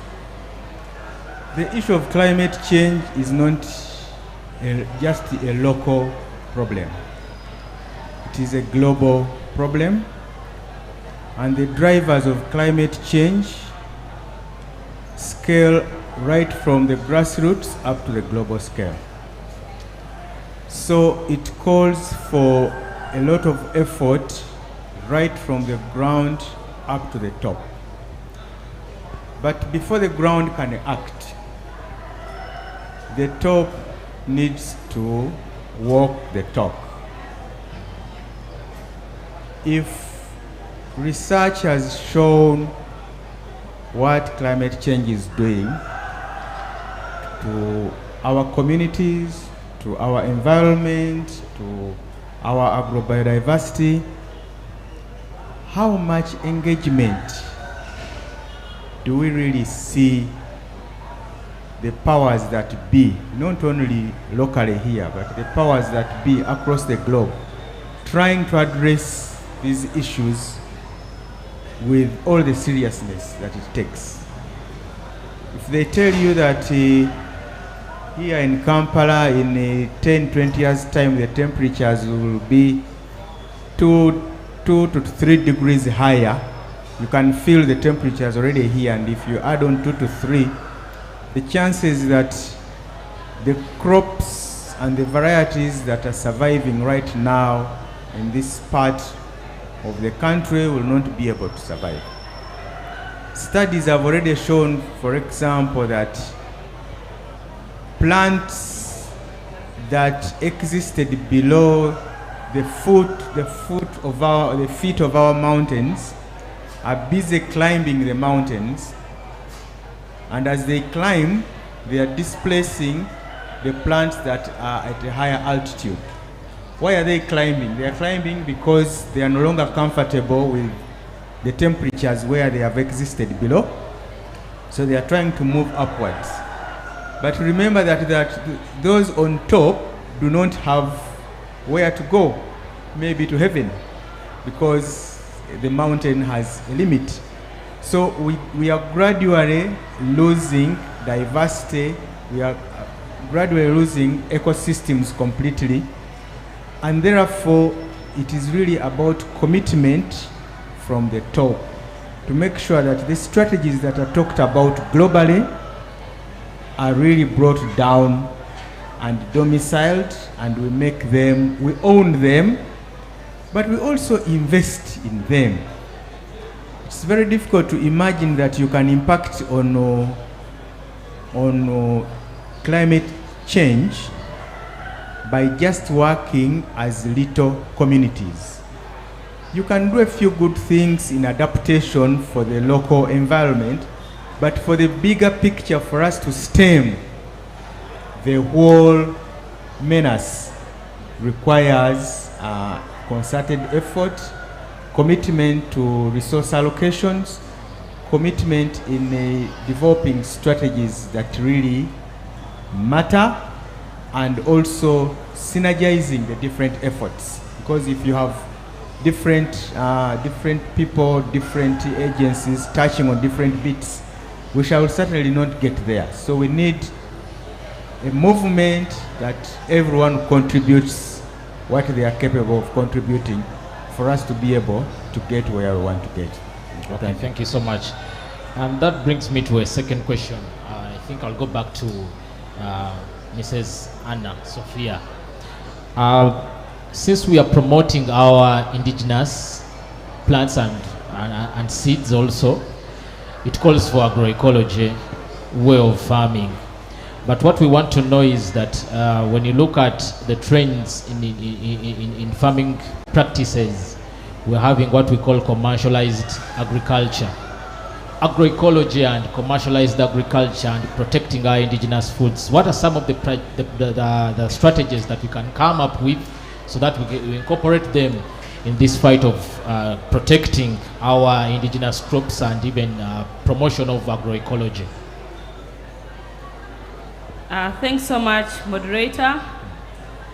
For sure, when we look at our indigenous food and bringing on board the current generation that we have, people are moved with the changes that come, and everybody wants something that is attractive. We are also saying we need to have money in the pocket. We need to see how to put money in the farmer's pocket, not just to have food grown in the gardens and then they just sell it at farm gate.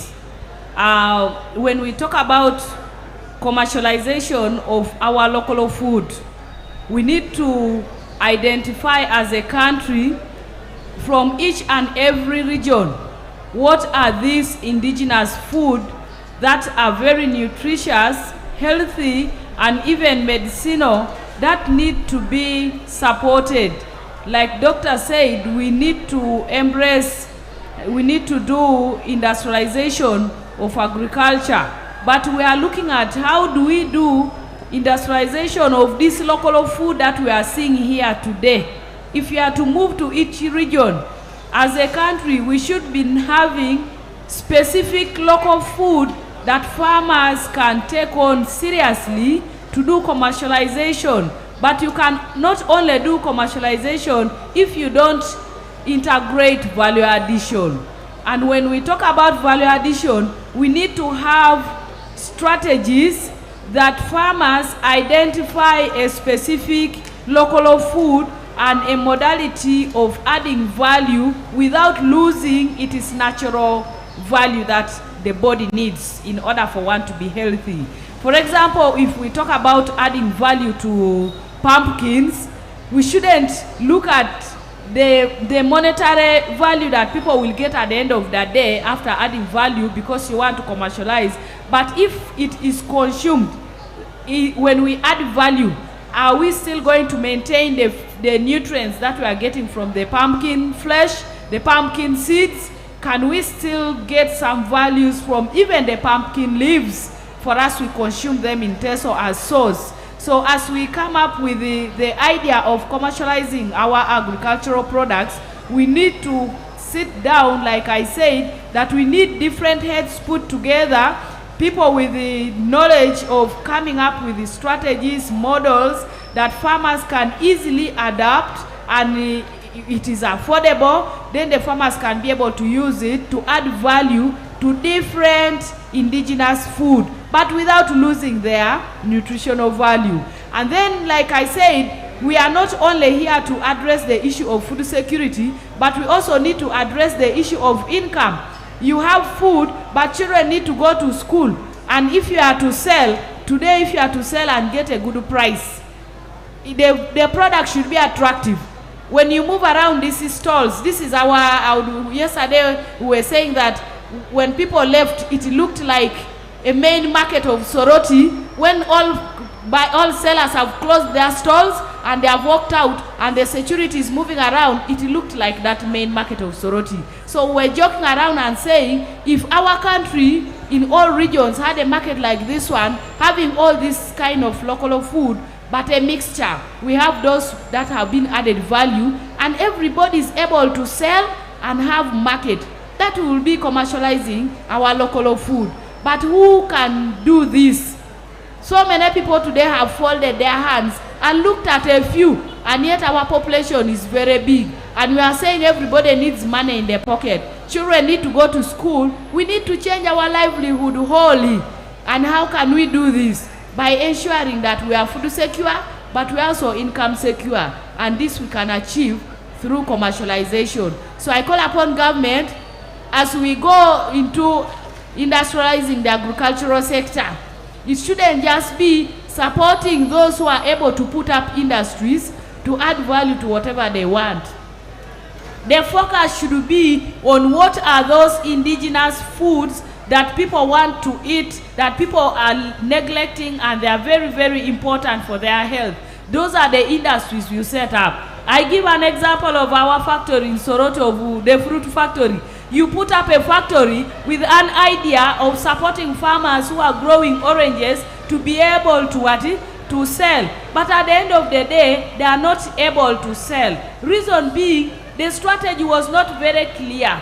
So the beginning point should be, what are those local foods we want to add value and commercialize? Then what strategy are we going to use? then what technology do we also need? So who are the people who can participate in this kind of network? Then we need to have technical people who can also come up with the equipments that can help the farmers to easily add value to their products. Like they presented one of the stores where they had added value, simple value, packing, local cucumber. We call it akobokobo. They just dried, preserved, and they packed it in simple package, and it was very attractive. Any other person can see it and feels attractive and can give a farmer a good price, can pay some good money that can help to change the livelihood of the farmers. So as we go agroecological, we need to look at our indigenous seeds that we have, indigenous crops that we have in the entire country. And then we can know that for the central, this is the local food that we need to focus as government to support the smallholder farmer to commercialize, add value, and be able to produce and sell at an affordable cost. For the west, for the central, for the east and north, these are the local food. So specialization also comes in play, but looking at what value do we gain if we want to nurture a healthy food system. And also it should be a resilient one, because when we go commercialization, we shall also be able to do preservation and conservation of our local food. And that is what I call upon, identifying them. Thank you. Okay, you're welcome. Okay, thank you for giving her those claps. Thank you so much for that wonderful presentation. Mr. Charles Opio, she has talked about value addition. We are still addressing the issue of commercializing agriculture. But if you talk about commercializing agriculture, something that will come in the minds of some people, it will be these genetically modified seeds, because someone is looking for more yields than how our indigenous seeds produce or how they yield. So in addressing this challenge of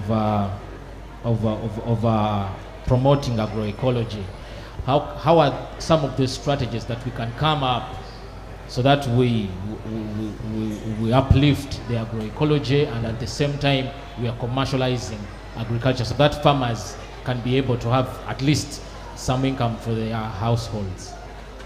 Yeah, I think that's the point where we should start the work, the mindset. First of all, the understanding or the interpretation of what is commercial is wrong, because people think commercialization is going big scale, where you even end up destroying the biodiversity and all that, which is totally wrong. For me, I think if you look at what is happening here this week, like in the morning, the presentation from the doctor, it had stimulated demand for quite a number of products here. And I have seen people going to different stores and buying that. Isn't that being commercial? Why don't you now focus on that? Because that's a niche. And secondly, the market for this food, for this organically produced food or agroecologically produced food is there. I think the last time I saw it was like we had 1.6 billion US dollar bucket in the EU. So even within the country here, with the sensitization, the indigenous food fair that we have been having, the different awareness creations that have been undertaken by different actors at different levels, have stimulated demand for this food, and it is increasing. So why don't we now begin to look at how we can make it profitable, gainful, and inclusive? Because even actually the people who are practicing this, or who can easily practice agroecology, are the smallholder farmers. Yeah, they understand the environment, they interact with the ecosystem, they know it they know every component of it in and out, like Naomi said previously. So I think the issue of commercialization should be really properly explained, because people think going commercial is going big scale, where you have those heavy machineries or equipment, you go on destroying forests here and there and disrupting the entire ecosystem, which is wrong. I would also think like if the government can be deliberate or even promote private sector to invest in infrastructures like, let's say, Africana. If Africana was designated specifically to be an hotel which only offers or sells indigenous food, I think people will really know, because this is now happening, but at a small scale. We have some local restaurants here, but now it can be systemic. There can be a system in whereby you know that at Africana, this is what they offer, this is where they get their inputs from, or these are the kind of farmers that they get their commodities from, and these are the farmers receiving this kind of trainings. So that is also being commercial. So we need to bring on board the private sector, think together on how we can make this agroecology profitable in a way, because people think that the market is not there, but the market is there. And I think also consumers should be sensitized so that they are able to really give the premium price that it deserves, because it would be of no sense if I can produce agroecologically and then someone produce with the chemicals and we still get the same price. I think that is disincentivizing, it demotivates the people who are doing this. So there should be a policy that really promotes this kind of initiative. And the last point that I want to do is to talk about is the issue of involving the youth, because now the urbanization is making almost everyone wants to come to the countries, I mean to the cities or municipalities where they think there are a lot of opportunities here. But when they come here, their exposure to this kind of food is really little. And I think that needs, I think the Minister of Health, the Minister of Agriculture, and all the other stakeholders should really join hands to create that awareness like we are doing here. So for me, I think the commercialization starts with the mindset, supporting private sector involvement to come up with very appropriate models, but also involving the young generation so much in the process. Okay. Yeah, thank you. Okay, thank you so much.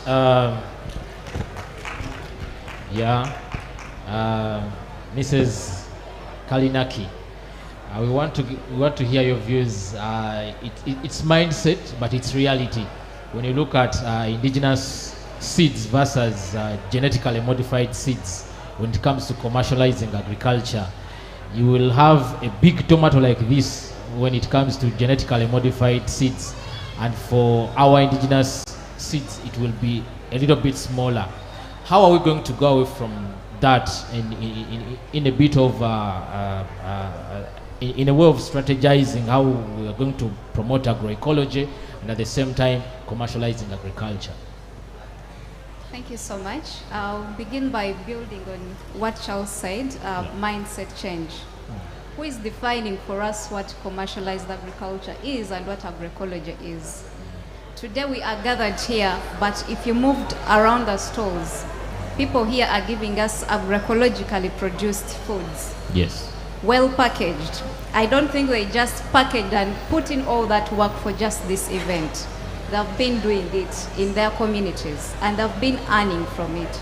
Meaning agroecology can build for us a business case. What we are seeing here today is enough to give us a business case that agroecology makes business sense, agroecology is profitable. So that is on mindset change. The other thing I would talk about is the recognition of agroecology or the indigenous seeds. If we look at the national seed catalog, I think we could be having about 18 crops, yeah? But if you're to move around here, we have over 200 different varieties. So we need to recognize what is there before we go even commercial, because we cannot put it on market when it is not recognized. So the seeds, the foods that we have here need to be recognized by all stakeholders. We cannot keep on singing that agroecology is not making sense, but when the different actors are not in support of recognizing these indigenous seeds. Farmers have put in a lot of effort. Farmers have worked so hard to protect these seeds, to make sure they are still available in communities. When we come to Kampala, of course, we don't see them, but when you go in communities, they are available in plenty. Only that now they are disappearing because these people who are custodians of these particular seeds are not given attention. So if we are also to look at the formal seed sector, it is dependent on the indigenous seeds, on the informal seed sector, what we call the farmer managed seed system. So if we do not recognize the farmer managed seed system, which is feeding into the formal seed sector, then we are really not doing anything. If the farmer managed seed system completely disappears, the formal seed sector cannot survive. So I would call upon our government to at least make equal allocation when it comes to resources, because all these two sectors are capable of giving us equal results. We are looking at food security, we are looking at nutrition security, and we can get all these from these two seed systems. So we need to recognize, most importantly, the farmer managed seed system, which is contributing so much into the formal seed sector. Thank you. Okay, thank you so much. Dr. Mulumba, we are still on the same issue, commercializing agriculture. When you talk about commercializing agriculture, it involves export of agricultural products. So when you look at the global market, indigenous crops versus GMOs, or genetically modified groups, genetically modified seeds, how do you see our farmers into penetration of this commercialization of agriculture, yet they are doing agroecology and they are promoting our indigenous seeds, which we know that they will not be of the same quantity, basing on the GMOs. Thank you very much, moderator. Let me start by correcting the error in public about issues of GMO. The public has tended to think that anything that looks big on our market is a GMO. That's not correct. Actually, we don't have any GM product in this country on the market as being grown from here. We don't have any farmers growing GM materials. All you are seeing are varieties either produced by farmers or by the research system based on conventional ways of developing varieties. So we don't have any GMOs. That said, how do we get these wonderful indigenous materials onto the market, yes, and also onto the global market, as you have asked? I always give people a very simple example which reflects on our weaknesses. All of you know this country called Ethiopia. I want you, when you've left this room, to pick your smartphone and Google Ethiopian restaurant in any city of the world. You will be shocked to find that every single city of the world has an Ethiopian restaurant. And what do they serve? They serve Ethiopian food. And those of you who have had an opportunity to go to Ethiopia, you know their main food is teff. This is a flat bread made out of a local species, an indigenous species. But I also want you, after you've Googled that and satisfied yourself that you can find an Ethiopian restaurant everywhere in the world, also look for a Ugandan restaurant across the cities of the world. Despite this diversity we are talking about, despite the wonderful dishes that you know we have here, whenever I travel from the east to the north, I just keep enjoying those dishes as you know them, especially the vegetable-based dishes. But how are we promoting them? We are here talking about this, but this is so small scale that it is not sustainable. For any businessman to see business sense, the production, the value that goes to the market must be substantial to make a profit.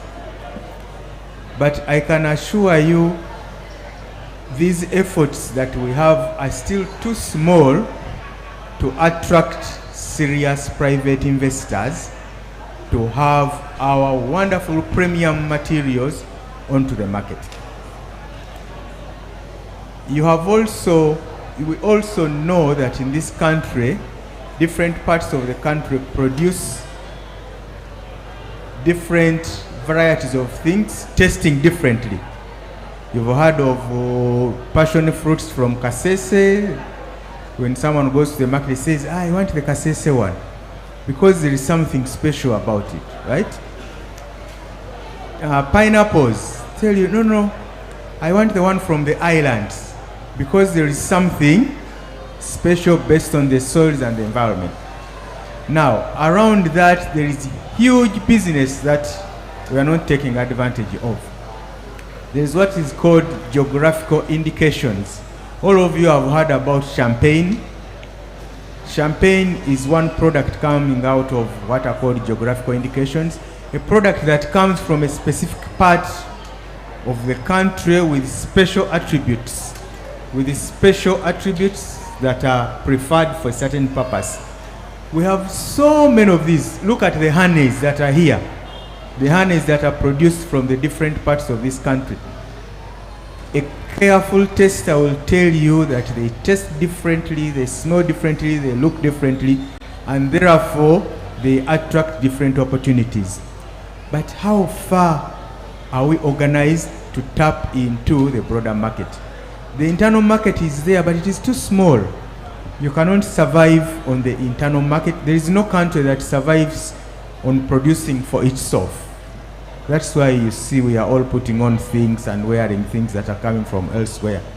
So where we are advantaged, how have we organized ourselves to penetrate different markets with our premium stuff? I can assure you we have a lot of premium products here in terms of foods, but we have not really organized ourselves. So it's a challenge to all of us that we need to move a step higher. We need to engage. We have all these diplomatic embassies and the commissions all over the world. But what do they promote? Because if you do not promote the Angara fish mixed with the special peanut and sim from Uganda, and people there like it, and then it starts going to the market, what are you doing there? Come back home. Because the reason you should be out there should be to promote what your country produces. So, those who have access to the powers that be, give them a challenge. That what are our embassies doing out there? We have all these wonderful things, but why are we not getting them onto the market? So I think I could go on and on in that area, but I think I'll stop there. Probably I should also give you an example of coffee. Yes. Coffee is another product here which also tastes differently depending on where it has been collected. And the world is taking advantage of our coffee. Our coffee goes out and it is used to blend other people's coffee.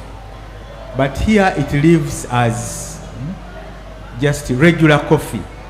But the other side, they know it is premium coffee. Here they give us a price of regular coffee. They take it the other side as they use it as a premium coffee, and we don't benefit. So those are the challenges that we have. We cannot nurture these resources unless we seriously engage ourselves to see how do we penetrate the market, how do we organize the value chains, because unless your value chain is organized, right from making sure that you have the seed, the appropriate seed that needs to be grown and where it should be grown, and when you talk about an agroecological package that is going to grow this crop, it is well documented, everybody knows what needs to be done, everybody knows how to harvest best and process, everybody knows that when I'm going to market, the system is as follows. I'm not going to be cheated, I'm going to get the right price for my product, and then everybody benefits. Thank you. Okay. Thank you so much for that brilliant explanation and information that you've shared with us. If I go back to Madame Anna Sophia, implementing this or coming up with strategies that are going to yield us something which is of diverse, we need to engage our communities because we're talking to farmers. How can we engage our communities? How can we engage our farmers so that we achieve the co-creation and implementation of agroecological solutions, yet at the same time we are prioritizing nutrition and health amongst our crops and to our personal health at the same time? Thanks so much, moderator. Like we are all saying, at first my colleagues say that one of the things that needs to be addressed is mindset change. But if we are to implement these strategies and the techniques that will help the communities to go commercial with our indigenous food as we promote agroecology, I think one of the things that we need to do is first of all to make sure that the information that we are sharing here goes out there to the communities. And this calls for a joint effort of all the farmers, of all the stakeholders, the NGOs and the government at their lower level to organize community dialogue meetings at the community level. And most of the organizations that are supporting people out there are working with these different communities, but having specific areas that they are handling. But the fact that we have realized that food is very, very important for our well-being, and not just food, but we need people to enjoy healthy meals, have healthy diets in order to have a healthy nation. We need to have the networks of these NGOs. Like PELUM has built an association of so many different development partners, including government, to share this information. It shouldn't stop with only these registered members, but it should go deep down to even the local person. There are people who even don't know that there is agroecology. Much as they practice, they do some of these practices, but they don't understand and even end up selling all this good food to other people out, and then they feed unhealthy food. So I think we need to see how can we bring on board, one, the cultural leaders themselves. We need the cultural institutions to be brought on board so that they are the ones, first of all, they are the ones who are so much in touch with these community people. They know all their clan members. They know the elderly, the youth. They can be able to support in sensitizing their clan people, their community members about this agroecology and how to commercialize the local food and also make people to appreciate. So we need not to leave the cultural leaders behind. Even when we hold events like this one of food fairs, during presentation of Doctor, they talked about taking these events out down there in the villages, rotating them, not just centralizing them each and every time. So if we have such events, it is an opportunity that we can also bring those cultural leaders to participate. Then they come and exhibit. Here we would expect to have, in those fairs, we would expect to have also the different cultures come and show us those different indigenous foods, how they used to preserve, how they could be able to share, so that even the sharing culture is restored. Today, everyone is struggling with his and her own family, but cannot share with the neighbor even the good food that you have, which is local. So we need to have those cultural people involved. I think we also need to look at the religious leaders. These religious leaders, apart from preaching the good news in the Bible, there is also need to preach to people about the nutritional aspect. People should know that for you to also do the work of God, you need to be healthy. You need to eat. It is not only to pray and you get well, but to eat healthy food. And you can also improve on your livelihood when you are involved in this. That's why we need to have all those people who are so much in touch with the farmers down there in those different regions. And government can also pick up from what these stakeholders have already started to build on, to see that how can we scale down. Apart from the programs we have received from MAIF to support farmers, can we have this also as one of the programs to promote these indigenous foods down there? Have a project, a program supporting women to promote this local food at the community level, even when it comes to giving people what to eat at home. There should be that sensitization. Take an effort to educate the communities in community meetings, in the gatherings, in the